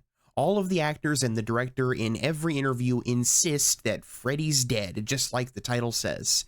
They even have a mock funeral for the character as marketing for the movie. By this point, Wes Craven had been watching the series from the sidelines for a few years, focusing on his own projects, but never fully appreciating what they did with his baby after Part 3, and being unable to shake this feeling. The feeling that Nightmare can't go out like this. That Nightmare can't be remembered for what it became, and the only way to fix it is to remind everyone of what it was. With the 10-year anniversary of the first film on the horizon, he made the choice to come back one last time. Wes Craven would direct a Nightmare movie once again, but not a sequel. This would be something new. Wes Craven's New Nightmare ranks right up there with the most fascinating and unique horror films ever produced. I've had a fascination with it ever since I was a kid. I'll never forget walking into my local Hollywood Video in October and seeing a display right in front of the store entrance. It was the Halloween season, so they of course adorned it with rental copies of all kinds of horror movies, but the cover of New Nightmare struck me. By this point, I knew who Freddy Krueger was, but hadn't yet seen the movies. I recognized Krueger, but not this version of him. He wasn't wearing his fedora, he wasn't posing with a smug grin, and his glove wasn't a glove at all, but a shiny, metallic, clawed hand. I'd never before seen a movie with the director's name included so prominently on the title, and right below that title was the film's tagline, This time, staying awake won't save you. I didn't know what the hell this was, didn't know how it fit into the overall series, and it would be a few more years before I could finally find out, but I did know one thing. This DVD cover scared the shit out of me. I thought regular Freddy was certainly creepy, but this entity on the cover of New Nightmare was horrifying. I used to see him in the corner of my room when I was trying to sleep. There was something so cathartic finally getting to this one when I binged the series for the first time so many years ago. I was finally confronting this demon that had freaked me out so much as a kid, and in doing so, I watched one of my favorite horror films ever made. I love New Nightmare. It's an expertly crafted piece of metafiction, an examination of how a character evolves beyond the control of his creator, and a profound meditation on the power of stories and the effect they have on the storytellers. New Nightmare is not a Nightmare sequel. It takes place in the real world, with Wes Craven, Bob Shaye, Sarah Risher, Robert Englund, and Heather Langenkamp, all portraying fictionalized versions of themselves facing a supernatural force that takes on the image of Freddy. Yeah, remember that pitch Craven made for Nightmare 3 way back when? He certainly did. One of the things I love most about the development of this idea is that it came from Bob Shaye and Wes Craven's relationship repairing after a bit of animosity. Shaye owned up to the fact that he'd gone and approved of ideas that Craven wouldn't have been happy with, and let him have total control of New Nightmare, since he just really wanted to work with him again. I think this is why New Line Cinema has such a strong presence in New Nightmare. It's Wes acknowledging the studio that helped him become an icon, and even allowing them to poke a little fun at themselves for greenlighting all those crazy sequels. There's a level of self-awareness from everyone involved that makes this so enjoyable for fans, but probably even more so for the people actually involved. Wes Craven has even stated that he made this movie for the people who made the movies. If you love filmmaking, especially horror filmmaking, you'll dig the way that this movie pulls the curtain back on the techniques that go into production and the toll that it can take on those involved. Heather Langenkamp, who I just want to say is absolutely beautiful in this movie, portrays a version of herself who's trying to leave horror behind. She's married a special effects artist and has a young son named Dylan, who she keeps sheltered from the Nightmare series. She's happy to have been a part of them, but the negative side of fandom is affecting her. She keeps getting creepy phone calls and, sure enough, has some pretty scary nightmares that evoke the same imagery of the movies. Those phone calls are based on real-life phone calls that Langenkamp received in the 90s from a stalker. It was a traumatic experience for her, and she ended up moving to London for a few months just to deal with it. The stalker actually wasn't interested in Langenkamp because of Nightmare, but was furious that a sitcom she had starred in called Just the 10 of Us had been canceled. Wes Craven thought that this was pretty amusing since everybody assumed the crazy stalkers out there would actually be horror fans inspired by his movies. The stalking incident isn't the only thing that mirrors Langenkamp's real life. She was a young mother at the time of filming and has been married to a special effects makeup artist for years. The two have even gone on to found their own visual effects studio, AFX. Her fictional husband, Chase, is called by Wes Craven to start pre-production on a new Nightmare sequel, without telling her, since Bob Shaye wanted to surprise her with the fact that Craven was working on a new script. The reason he's writing this script is because he has to make a new movie. Not for money or for any emotional attachment to the franchise, no, but because a real demon has taken the form of Freddy Krueger and is threatening to enter the real world to kill unless another movie is made. It's such a genius concept, and one of the best scenes is Craven talking to Langenkamp about how he felt his creative process was being guided by something otherworldly, and about how the monster he created has run free from him. This is a movie about how our stories can take on a new life, how they don't really go away when we say the end and close the book. If you're not careful, that story can start controlling your life. The scene where Wes and Heather talk and then he shows her his computer and the dialogue they've just had, including the direction for the scene to fade to black, which it does, is displayed. Dude, that changed my entire perspective on movies and sent chills up my spine in ways that this series just hadn't done for what felt like too many movies. And speaking of scary stuff, we've got to talk about Freddy. Well, it's not really Freddy. In the community, this entity is referred to as Demon Freddy, and to set him apart from the previous versions, he was slightly redesigned, given a long black trench coat and a new green hat that I will always defend, despite the fact that so many reviewers seem to not like it. The hat's fine, there's nothing wrong with it. The biggest change is the glove, because there is no more glove. The claws are completely organic, and there's even an extra one protruding from the thumb. This is where the influence of Nosferatu is seen the most, with Englund leaning even harder into his Kinski inspiration. Craven and cinematographer Mark Irwin get some phenomenal shots of Demon Freddy, highlighting the return of a sinister edge to this slasher. The quips are few and far between, the expressions are angrier, and his primary target being this little boy makes him infinitely scarier than he's been in a while. It's a testament to how great an actor Englund is that he's able to make this creature, one who looks so much like Freddy, feel like something else, something more primal, more animalistic. He fits right alongside the fairy tale imagery the film employs in its final sequences. The demon's attempt to break into reality is foreshadowed by severe earthquakes that occur throughout the story. One of the craziest things about the production of this film is that they shot all of the earthquake sequences right before the infamous 1994 Northridge earthquake happened. The footage you're seeing here is the very real aftermath of Northridge and was very quickly captured by the film's second unit, although they were all a little freaked out by the coincidence. While the primary focus of New Nightmare is to head in a different direction for the series, it still does a great job in being a sort of best hits of the first movie. This was long before homages and references became obnoxious in franchises. Here, these moments feel like fun remixes of scenes we know and love, not to mention the return of a few fan-favorite fun lines. Do you have a pass? Screw your pass. Another thing that returns from the original is likable characters that you feel for. It is so tragic to watch Chase die, and Julie is one of the few characters that supports Heather throughout the film, so when she's killed in an upgraded version of Tina's death from the original, it's shocking and heartbreaking. Wes Craven just always remembered that emotion was the most important part of a horror story. It's scarier when you like these people, when you can empathize and identify with their plights. The finale of this film is truly one for the ages, where Langenkamp, channeling her most iconic character, has to confront the monster to save her son, and she does so by meeting the entity in its own reality. This set is fantastic, full of little details that reinforce the demon's inability to exist without stealing elements from reality. This place feels ancient, like the villain's lairs from old fairy tales, and to drive that point home further, Heather and Dylan are able to defeat Demon Freddy in the same way that Hansel and Gretel do in the story Nancy read Dylan earlier in the film.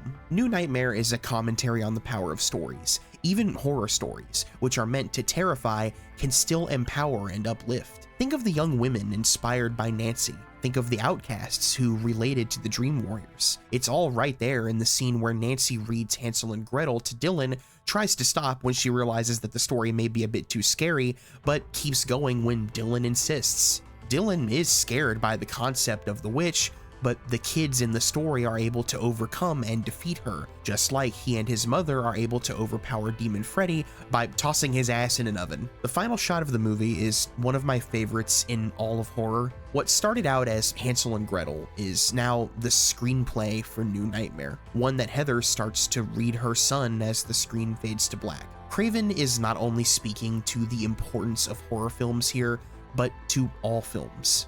In the same way that a mother reads a book to her child at night, so too shall great movies be passed down from generation to generation. Even with their grand elements of fiction, they have meaning in our reality. So much so that sometimes the barrier between the two is shattered.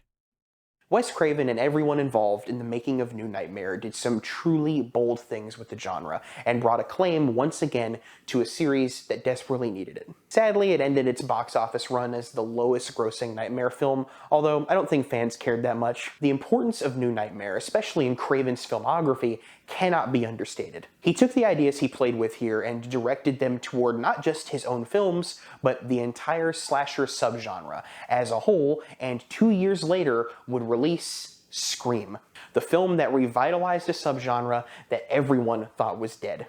He resurrected Freddy, but he just couldn't stop himself. This would be the very last Nightmare movie that Craven was involved in as he dove into Scream. directing every single entry until Scream 4, his final film released before he passed away in 2015.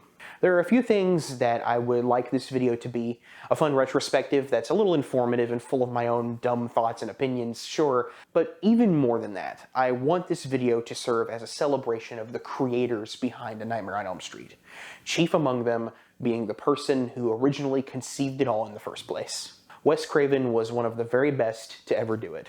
I hope that in his final years he was proud of the legacy he had built and of the stories he had told. Rest in peace to one of my heroes.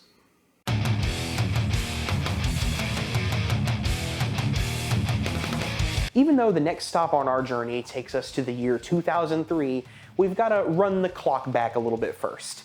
The year is 1993. Freddy Krueger died 2 years ago, and Jason Voorhees just went to hell. I don't want to go into too much detail on the Friday series up to this point because, hey, they can have their turn in a future video. But to be very brief, Jason's quote-unquote final movie was also a critical disaster. Jason was barely in the damn thing, and there was also just a whole bunch of weird possession stuff. Fans were pissed at this movie, ready to leave, hugely disappointed, but just as they were about to get up and leave the theater, the camera panned down to Jason's mask, and then this happened.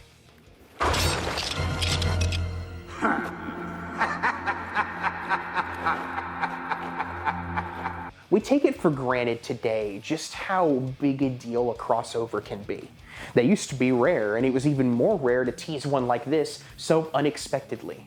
The horror community went nuts over this. The promise of two titans of the slasher subgenre going head-to-head was just the shot in the arm that both franchises needed after their string of lackluster movies. So fans waited patiently for Freddy vs. Jason. For a decade. Oh, this movie's development was troubled. Paramount owned Jason and New Line owned Freddy, so there were tons of talks that had to happen in order to make that work. A shitload of directors bounced in and out of the project, along with twice as many scripts written by, jokingly, every writer in Hollywood. There were talks of Peter Jackson helming the project, and even Guillermo del Toro was attached at one point. The most difficult thing to nail down was the screenplay. How does one make this matchup work? In the Elm Street Legacy documentary, there's this hilarious compilation of writers being interviewed, all talking about the weird shit that either they had written or had read in the numerous scripts that were being developed, and that's just another reason I think you should watch that documentary, just to see that part. After what felt like an eternity for fans, the screenplay finally arrived, written by Mark Swift and Damian Shannon, with some final rewrites done by David S. Goyer. Ronnie Yu was approached to direct the film, having just completed Bride of Chucky. Things were looking pretty great, but there was controversy before cameras even rolled because Jason was replaced. Kane Hodder is considered by fans to be the definitive Jason Voorhees, and nobody wanted this fight with Freddy to happen more than him. He spoke about it frequently and was contacted throughout the entire decade of development about returning to the role, but apparently New Line didn't think he could pull it off. According to nearly every interview with the cast and crew, it was the studio's decision to cast a new Jason and not the writers or Ronnie Yu. Hodder was understandably disappointed, and it's still hard not to be so many years later. No shade to Ken Kersinger, who wound up being cast as Jason in the final film. I think he did a pretty good job, but the fan in me really wishes it happened the way it should have. Alright, let's get something straight here. Freddy vs. Jason is a very dumb movie, no doubt about it. The characters are either acting like a bunch of assholes, or they're delivering painfully bad expository dialogue. I don't have any emotional attachment to them whatsoever, and I do not care because this movie isn't about the characters. This is Freddy vs. Jason. When I click play on a movie that promises me Freddy vs. Jason, I want to see Freddy fight Jason, and I want it to be highly entertaining with just the right amount of stupid. By this metric alone, Freddy vs. Jason is a success. I like this movie. Am I gonna stand here and tell you that it's some misunderstood gem that's smarter than people give it credit for? Hell no. Come on, you know what this is, and whether or not you enjoy it is dependent on whether or not seeing these characters fighting is enough for you. The setup is that Freddy has been forgotten about since his defeat in the last movie, and this has drained him of all of his power. He has to get the people of Springwood to start talking about him again, so he resurrects Jason Voorhees, because I guess he has enough juice left to do that, and sends him out on a killing spree in Springwood. It works, and everybody is rightfully freaked out enough for Freddy to start doing his thing again. But when you unleash Jason Voorhees, you can't really bitch and moan when he does his job more efficiently than you. Freddy gets pissed that Jason won't stop killing everybody, and the two get into multiple bloody fights over the right to be the big slasher in town. Even with all those years in development, the excuse they came up with to get these two fighting is pretty flimsy. It's even funnier the hoops they have to jump through to actually have them fight multiple times on each other's turf. Like, Freddy kinda automatically wins in the dream world, while Jason is unbeatable in the real world. To get around this issue, our main group of characters only really exist to assist Jason by pulling Freddy into the real world, as they ultimately see Freddy as the greater threat. This movie plays on the fact that Jason has a more sympathetic backstory, while Freddy is just pure evil. While it does pick a side narratively, one of the things I appreciate about it most is that even in the real world, they give Freddy just enough invulnerability to make him a match for Jason. It's not a completely unbalanced battle with a clear winner. It's an intense, bloody war that is filmed fantastically from an action standpoint. Ronnie Yu and cinematographer Fred Murphy do an outstanding job shooting these action sequences, and also shooting the entire movie, honestly. The movie looks great. I love the way it's lit, with reality retaining that 80s horror cinematography style, and the dream sequences being bathed in single oppressive colors. I can't say I'm a fan of all the strobing lights and the low frame rate sequences that some movies in this era were experimenting with for a while. The era really is the worst thing about this movie.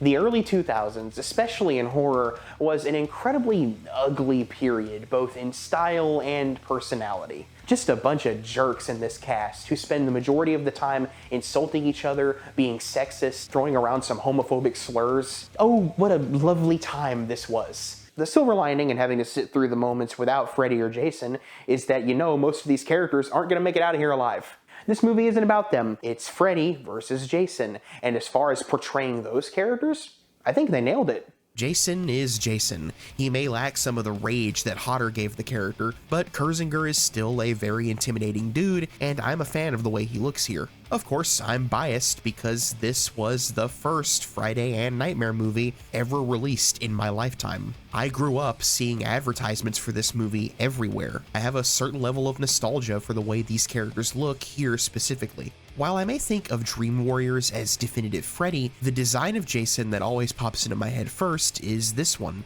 It was my first exposure to him. Robert Englund plays Freddy for the final time in this movie, and he looks awesome here. I like the addition of pointed teeth to his design, and they managed to find the right balance for his personality here. He's not cartoony anymore, thank God, and he actually comes across more perverted than he ever was before. Maybe it's due to the edginess of the era, actually that's probably exactly why, but outside of the newspaper confirmation in Part 5, they seemed to really lean into Freddy's nastiness just a bit more here than before, with moments like him licking this little girl's picture, and some real rapey moments involving Laurie. Also, we get this line, which I don't think you can interpret any other way. His name is Freddy Krueger, and he loves children, especially little girls. All of that makes it even more fun to watch Jason kick the shit out of him. I love Englund's performance during this final fight. He does some impressive stunts considering his age, and his facial expressions are just perfect. When he gets the upper hand in any small way, he gets too cocky, and it always cracks me up when he realizes he's overextended. The funniest moment of the whole movie for me is his face when he's pulled into the real world and realizes he has to actually fight Jason for real. Look at him, he's like, no shit. Something else that I've come to appreciate about this movie is that even though it doesn't take itself seriously, like at all, it does care enough about the continuity of both franchises. Jason is in hell, like in the last movie, and there's a scene where Optimus Primal tells his deputy that they've had 4 years of peace in Springwood without Freddy. 4 years before 2003 would be 1999. They actually acknowledged that weird time jump from Freddy's Revenge. Freddy vs. Jason is no masterpiece, far from it. I wouldn't even call it a really good movie or a good movie at all, but it gave me exactly what I paid for. It delivers on its promise and doesn't wait until the last scenes to have fun either. There's plenty of shenanigans involving both characters before they actually start fighting. Yeah, I could keep going about the things we all hate, like the annoying characters, the script giving Jason a fear of water, which is so insanely stupid that even the primary writers blame it entirely on Goyer's rewrite. There's plenty of flaws here to pick at, but it's Freddy versus Jason. It had a decade of build-up and they actually pulled it off. It's a miracle that this movie even exists, and it's the last movie of each of these franchises before they were both rebooted. It's the pinnacle of where both of them were headed. Pure popcorn flick stuff. Highly entertaining and worth a watch for slasher fans, and considering the box office numbers, general audiences as well. It was the highest grossing movie in both franchises.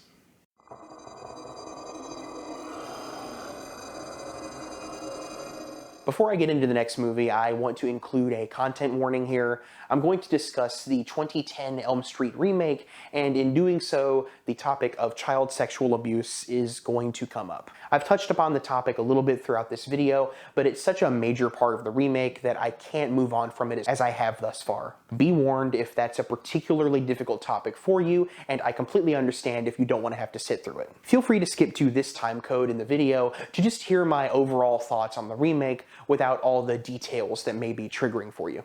Much has been said about the horror remake boom of the late 2000s and early 2010s. I've brought this up before on the channel, but I've always found it a cool coincidence that the defining slashers all had remakes that were released in the same order as their originals. Michael Bay, Andrew Form, and Brad Fuller's production company Platinum Dunes kickstarted the entire trend with the Texas Chainsaw Massacre. It was followed by Rob Zombie's Halloween, and then 2 more Platinum Dunes versions of Friday the 13th and Nightmare. When each of these films were released, none of them were received very positively. Endless comparisons to their originals made them feel inferior and pointless, just cash grabs that didn't capture the same spark that their predecessors had. With that said, there has been some reevaluation of these movies in the years since, and some, including myself, don't entirely agree with their negative reception anymore. Texas Chainsaw features some stunning cinematography by a returning Daniel C. Pearl, who shot the original. It's appropriately intense with a new depiction of the cannibalistic family, and the addition of Sheriff Hoyt, played by R. Lee Ermey, is one of the strongest things this movie has going for it. It's not the original, but it's not a bad effort, and I think I'd actually prefer to watch this over some of the sequels that Texas Chainsaw had. You've heard me go into much more detail about this before, but Rob Zombie's Halloween felt like a breath of fresh air after Michael had been completely neutered by all the shitty sequels to the original. He was scary, but in a new way. Zombie's gritty style did something new with the property, even if I didn't agree with the choices he made regarding Michael's origins. And you know what? I think it's been long enough to say that the Friday the 13th reboot is the best of these remakes. This movie's awesome. It fits right in with the sleaziness of the rest of the series while reinventing Jason as shit-your-pants terrifying. There's no debate, really. 2009 had the scariest Jason ever committed to film. It's not a great movie, but neither is any other Friday the 13th. It ranks among the best of them in my humble opinion. All of that to say, time is an important factor in all art. What we may perceive as unnecessary, derivative, or insulting upon release may end up getting better with age. It's been 15 years since the Nightmare on Elm Street remake. Does revisiting it with an open mind make it better? Is this movie similar to other remakes of the time in that there's a certain charm to it? Maybe it presents story ideas that we were uncomfortable with before, but have since learned to see as creative risks that the movie was brave to take. Is the Nightmare remake better upon reevaluation? No. Sometimes when I dish out an opinion on something, I engage in a little bit of hyperbole, as everyone does. When I say I hate a movie, most of the time that's just for comedic effect, when in actuality I just dislike it and have no desire to return to it. Let me be insanely clear here. With everything in my soul, I despise the Nightmare on Elm Street 2010 remake. It is a creatively bankrupt, boring, soulless, derivative, ugly slog of a movie that pisses me off in that special way. That way that always leads me to getting angrier the more I talk about it. So I'm gonna try my best to rein that anger in just a bit to make my points clear, because I do think I have a perspective on this film that not enough people talk about. Let's just say we're all in agreement on this movie, but for slightly different reasons. Okay, the remake was written by Eric Heiserer, based on an initial story by Wesley Strick. The job of director was given to Samuel Bayer. This would be his feature film debut as a director, as he had only previously had work in commercials and some pretty iconic music videos, most notably Smells Like Teen Spirit by Nirvana. Bayer was advocated for strongly by Michael Bay to New Line's production chief Toby Emmerich. Something to point out about this remake is that by this point, New Line was a very different place than it was when it first began. By this point, they had been involved with Lord of the Rings and were a huge operation. None of the familiar faces we've gotten to know so far are really involved in this movie, and I think that may have something to do with why it went the way that it did. Just doing research for this movie, it felt so disconnected not to see people like Bob Shea, Sarah Risher, or Rachel Talalay come up. It was a new era, one of edginess and intensity, which is what Bayer continually brought up when talking about the tone he wanted to communicate. There's nothing wrong with wanting to craft a gloomier, darker nightmare movie with less humor, but I think what happens to a lot of filmmakers is that they forget that characters still have to be enjoyable to watch as they go through these intense experiences. A disturbing film requires something of an audience surrogate, or at the very least, a character that the audience can identify with, and it's here that we get to the first major strike against this remake: the characters. Who are these people? I know who they're supposed to represent from the original, because God forbid this movie do something new. I'm getting ahead of myself. It's such a simple thing to remember a character's name from a movie you've just watched. The bare minimum is to give us something about them, some trait that clues you in on their desires, their fears, their hopes, their dreams. Even the shittiest of nightmare sequels gave every character that one thing, you know? Not one character in this movie is given anything to work with, which is why I'm sure the performances suffer so much. These actors don't lack talent. They've appeared in other projects and have done well, but when the script offers them so little, what do you expect them to do other than stand around and look bored or scream when they're directed to? This is what happens when your screenplay is structured as plot over story, and yes, those are two very different things. Plot has no room for nuance, no room for character arcs or theme. It's the basic outline of what has to happen in the story, but it isn't the story itself. The story is what we attach to, the element from which we derive the most enjoyment or meaning.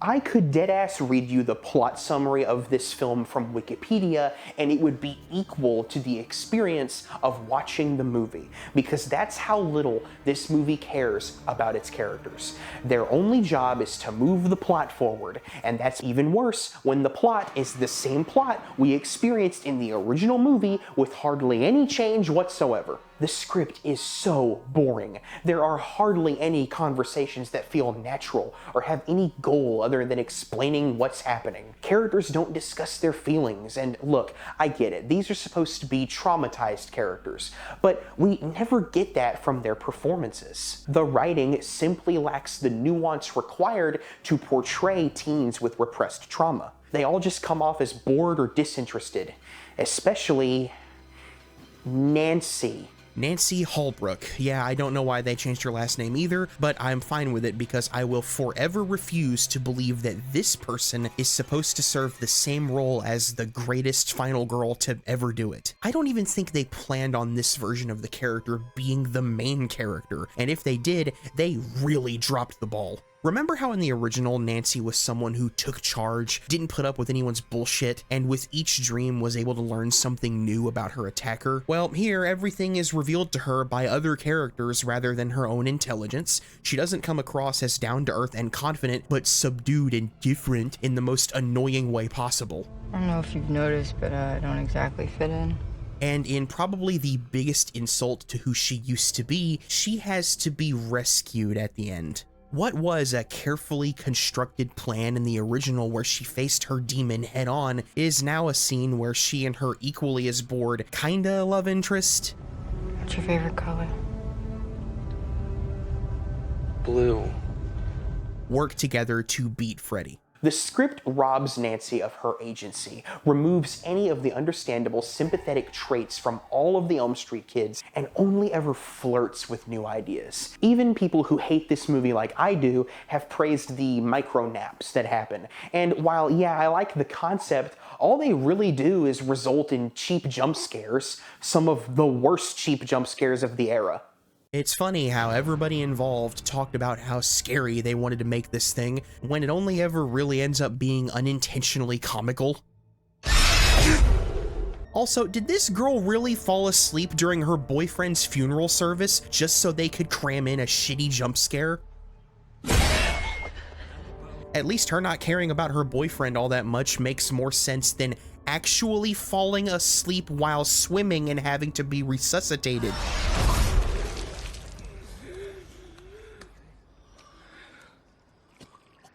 Are you okay? Clearly, there are some major stylistic problems with this movie. It's kinda ugly to look at most of the time, and that's not helped whatsoever by some truly awful special effects and shot choices. Why does the camera keep doing this weird smudgy effect all the time? Why is everything piss yellow? One moment it's too dark to see what's supposed to be scary, then the next it's too bright to be scary at all. I know, I've said this already, but I just can't stress enough how this is literally the same movie with different character names. Beat by beat, moment by moment, and it was all done better the first time. Some scenes may happen in a slightly different order, but they still happen and serve the same plot function. A girl is killed in front of a dude who is blamed for it and confronts Nancy and insists that he had nothing to do with it. Said dude dies in jail. Nancy goes to sleep in the bathtub and Freddy's glove comes up. Nancy sees her friend in a body bag. She's told by her mother about the origin of Freddy. She's attacked in a dream and brings out an article of clothing which gives her the idea to drag Freddy into the real world. Nancy sinks into the floor. She thinks she's defeated Freddy, but he somehow shows up and kills her mom. Despite how critical I tend to be of remakes, I'm not against the idea entirely. There have been and will be good reimaginings of films that, for one reason or another, are done justice by updating certain elements. This is one of my go-to examples of a remake with nothing to offer. You're showing me something I've seen before, but worse, and that's the biggest sin any remake can commit. There exists in this film one scene that I believe is the perfect way for me to illustrate my feelings about this whole thing. It's such a small moment, but it's so emblematic of everything wrong with Nightmare 2010 and everything so perfect about the original. There's a scene early in the original where Nancy stays the night at Tina's and sleeps in her bed. As she drifts off to sleep, above her head, the wall warps and Freddy slowly pushes himself through, looking down at Nancy as though he's about to rip right through the wood. He feels so close, so near her, and then she wakes up and he vanishes. The shot is locked off. The camera doesn't move. The lighting bathed in that cool, mysterious blue and layered over with shadows that help us just make out the form of Freddy beneath that impossibly stretching wall. It's horror history made in such subtle simplicity. The effect, which still holds up, is just Jim Doyle pushing his head and hands through a sheet of spandex. This is how the remake did this scene.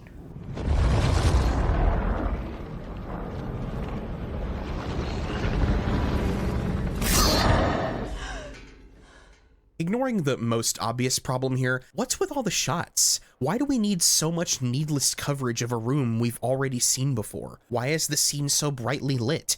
The mood, the atmosphere, it's all gone, as well as the subtlety. The creaks and groans of the wood are drowned out by excessive spooky music, and the sounds you can hear are ridiculous. And yes, there's the CGI. How did someone look at this effect and think that was a good idea? This is a question you'll find yourself asking multiple times throughout the movie, and it's just another reason why this is the scene that encapsulates everything wrong with this film.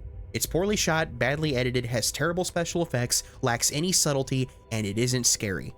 Nightmare 2010 in a nutshell. All right, let's talk about Freddy. Specifically, the performance. In this movie, he's played by Jackie Earle Haley, a very talented character actor who had an unenviable task, and I think it's very sweet and just speaks to his character that Robert Englund was, and still to this day, is very supportive of Haley's performance. As a matter of fact, a lot of fans are. Even among this movie's most vocal detractors, Haley is often seen as the main positive, and I too have positive things to say about his portrayal of Freddy. I like that he's not copying Englund's physicality. He has a different presence on screen, moving with a hunched over gait and probably utilizing his glove even more than Englund did. He's scratching that thing on chalkboards, across pipes, using it to angrily point at people, lightly grazing it across skin in some very creepy scenes, and I especially love this little thing he does with the fingers. Every time he's in silhouette or in heavy shadow, he looks great. Unfortunately, as we have discussed previously, this movie looks like butt most of the time, and they show him way too clearly, way too often, and all that does is lessen his impact and highlight his design that I'm honestly not a fan of. I get it, he's supposed to look like a more realistic burn victim, but he's just not scary. His face is tiny, like a little gray alien. It looks silly and proves why a bit more of a stylized version of this concept worked better before. His opening scene is made so ineffective by this choice to always have him well lit. This diner scene should have teased him,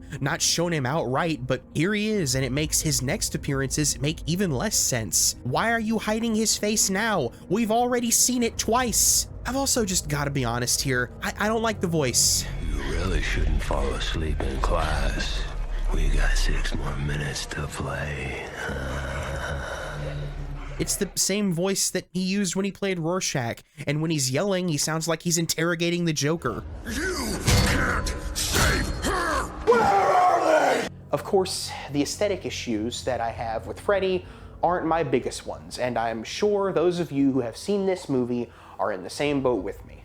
I don't think we can put it off any longer. We have to talk about how they wrote Freddy in this movie. While this movie adds next to nothing to its main story, the one thing that it does change from the original is that thing that Craven originally took out. In Nightmare 2010, Freddy Krueger was not the Springwood slasher, but a gardener at a children's preschool that our core group of characters attended. He didn't murder the kids, but he molested them. And after the children went to their parents, the adults all came together to burn Krueger alive. We are shown his burning in a dream that Freddy forces one of our main characters to experience, and there's supposed to be a hint of doubt as to whether or not Freddy actually did it or if the kids falsely accused him before our two leads make their way to the preschool and discover hard evidence that he did do it.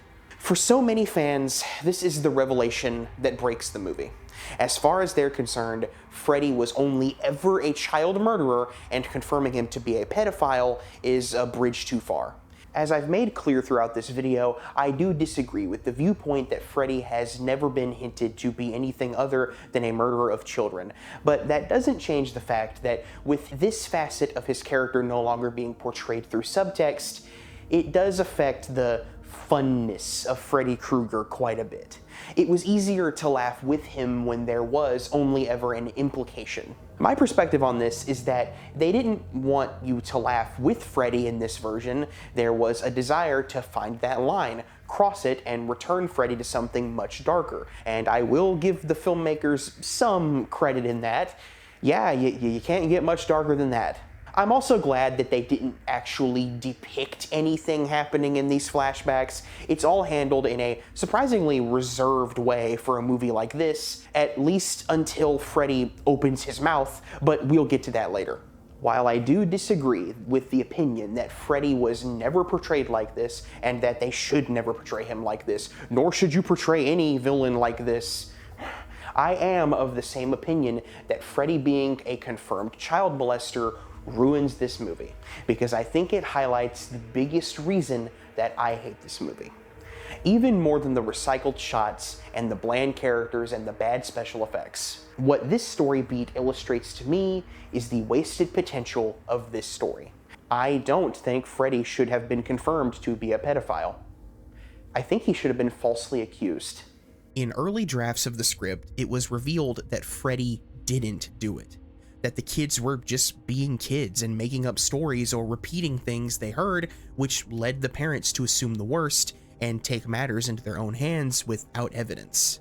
Freddy Krueger would have been an innocent man who returned from the grave to murder those who accused him in their dreams, and then in the planned sequels, come after the parents. This would have made Freddy Krueger complicated, introducing a nuanced discussion back into this story about accusations, mob justice, and revenge. But nope, they decided to make this man a creep. And even the whole mystery element to the story falls apart the minute he starts talking, because it's painfully clear from his sexually charged, innuendo-laden dialogue that happens before the characters even remember who he is, mind you, that this dude is a creep. You're my number one. You're my little Nancy. You couldn't even stick to the mystery you set up for no reason other than you just wanted to be edgy. That's why they did it. This decision leads to some of the worst, most cringe-inducing lines in any horror remake. What game do you want to play next? Fuck you. Ooh, sounds like fun. Your mouth says no, but your body says yes. This script is a failure on every level. And what is probably the biggest missed opportunity of this entire tossed idea is that it would have worked perfectly within the historical context of the original. Remember the McMartin preschool trial that I brought up forever ago? The one that prompted Craven to drop the sexual abuse plot in the first place? Well, in 1990, when the case finally ended, by the way, after years of exhaustive research and tons of interviews conducted with the children, it was uncovered that the allegations were entirely false.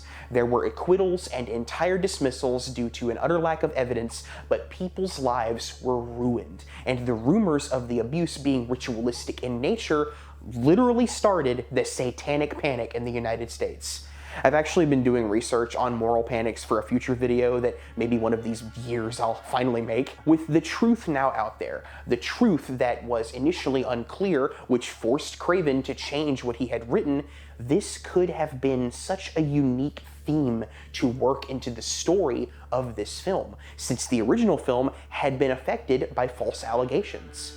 You had gold here. I'm not acting like this one element could have saved the movie or anything like that, but I don't doubt it could have gotten it a sequel, or at the very least, given us something else to talk about in regards to this movie that isn't the same old boring shit. But that's what the 2010 Nightmare on Elm Street is. It's the same old, boring, hacky, cliche, uninspired, unoriginal filmmaking that will forever be shrouded in irrelevancy while the original masterpiece still stands tall. Fuck this movie. I'm done talking about it, and I'm never watching it again.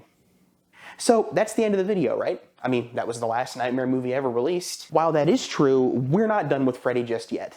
With becoming a pop culture icon, you tend to appear in a few other places outside of your movies, and I thought before we close this video out, just to be more freaking positive, we'd quickly take a look at a few examples of other media featuring Freddy Krueger, starting with some books. There are, of course, several novelizations of all the films that you can check out. Some feature additional or slightly reworked scenes that offer some interesting new perspectives on moments we're familiar with. Dream Warriors, for example, is based on the Craven and Wagner screenplay before the Russell and Darabont rewrites, so it's an entirely different story altogether with a few familiar elements. One of the cooler scenes only found on the page is in Bob Italia's adaptation of the first film from 1992. In it, he writes the confession of Nancy's mother about her involvement in killing Freddy a little differently. In the book, when she says she killed him, she means it. The adults still all set him on fire together, but he ran out of the boiler room while still burning and swore revenge on all of their children before Nancy's mother grabbed her husband's gun and shot him. This completely recontextualizes that line in the first movie and gives Freddy even more motivation to run upstairs and smother her to death. From 1994 to 95, Tor Books published a series of books titled Freddy Krueger's Tales of Terror. They're young adult anthology horror novels that follow different stories in each book, hosted by Freddy, very similar to the Freddy's Nightmares TV series.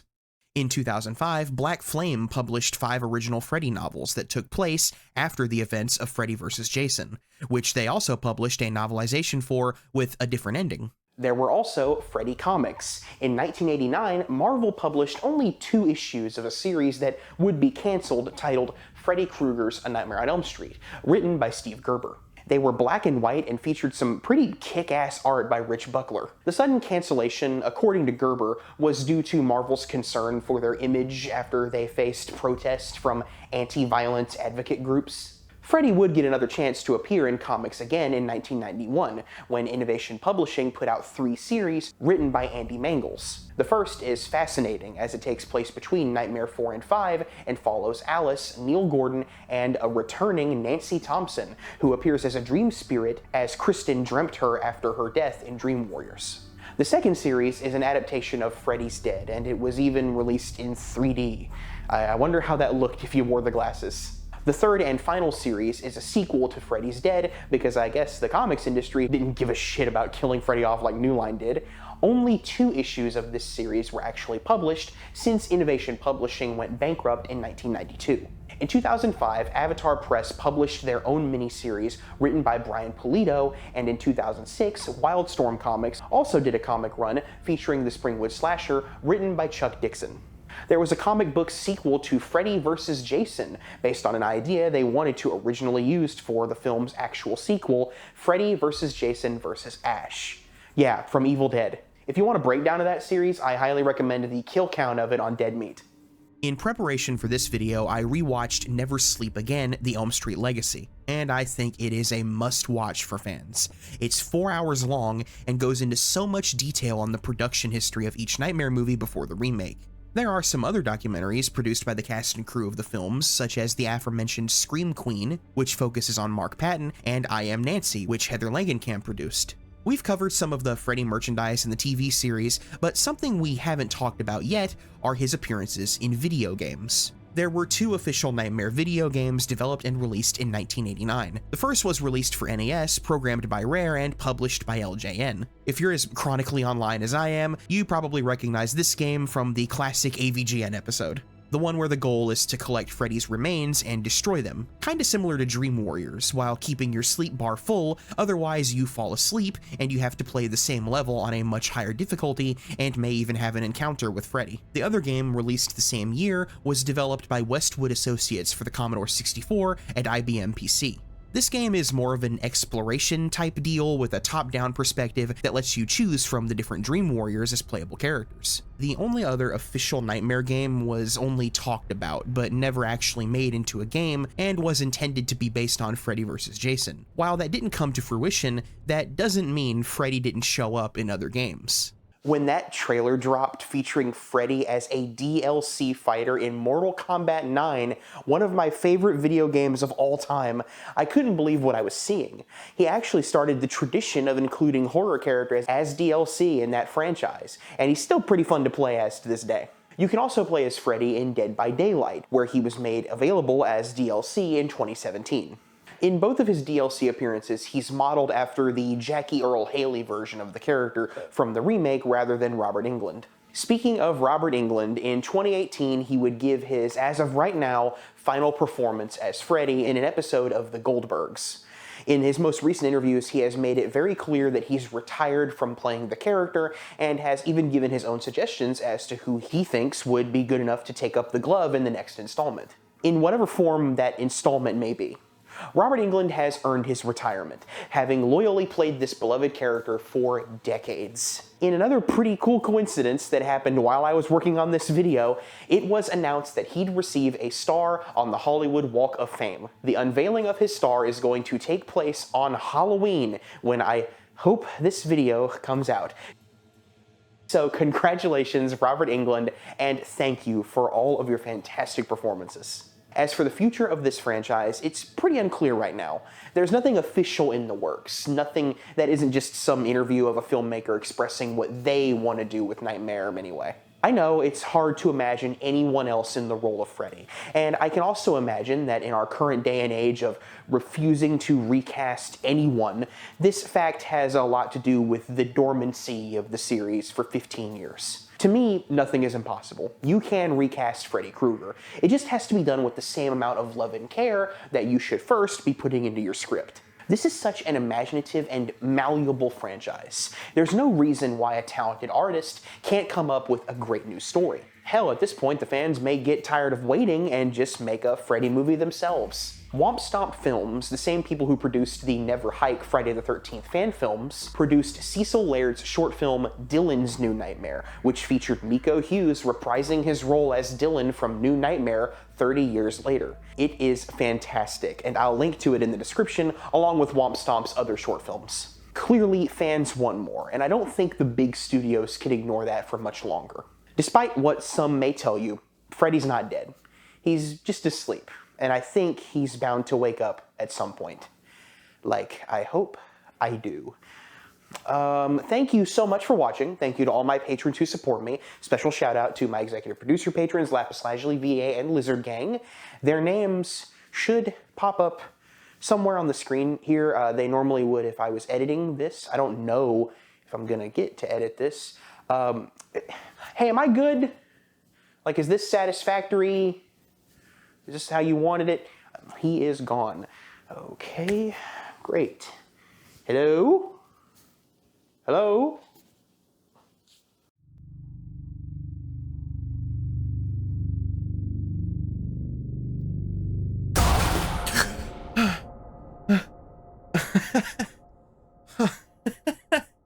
Holy shit. Whew. Man. Oh shit, the video's done uploading. Awesome. Oh wait, hold on.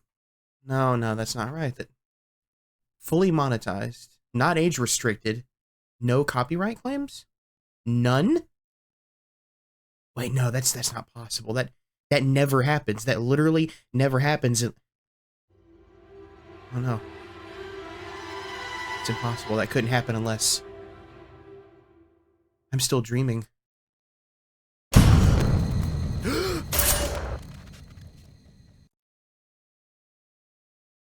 Hey everybody, this is End Screen Mason here.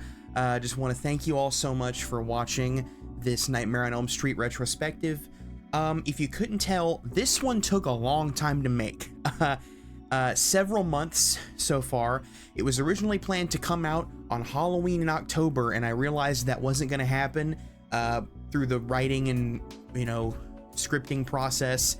That just wasn't feasible, and I don't really care, I guess, too much about that because the video itself can stand on its own regardless of whether it's Halloween or not. It just sucks to have it mentioned in the video that I wanted it out by then and it just didn't work. Why did this take so long to edit? Well, a lot of things. I won't bore you with the personal life stuff, but there's work and there's family stuff going on. It was during the holidays as well when everybody's traveling. And then in the middle of the holiday season, everybody got super sick around here, including myself. I was deathly ill.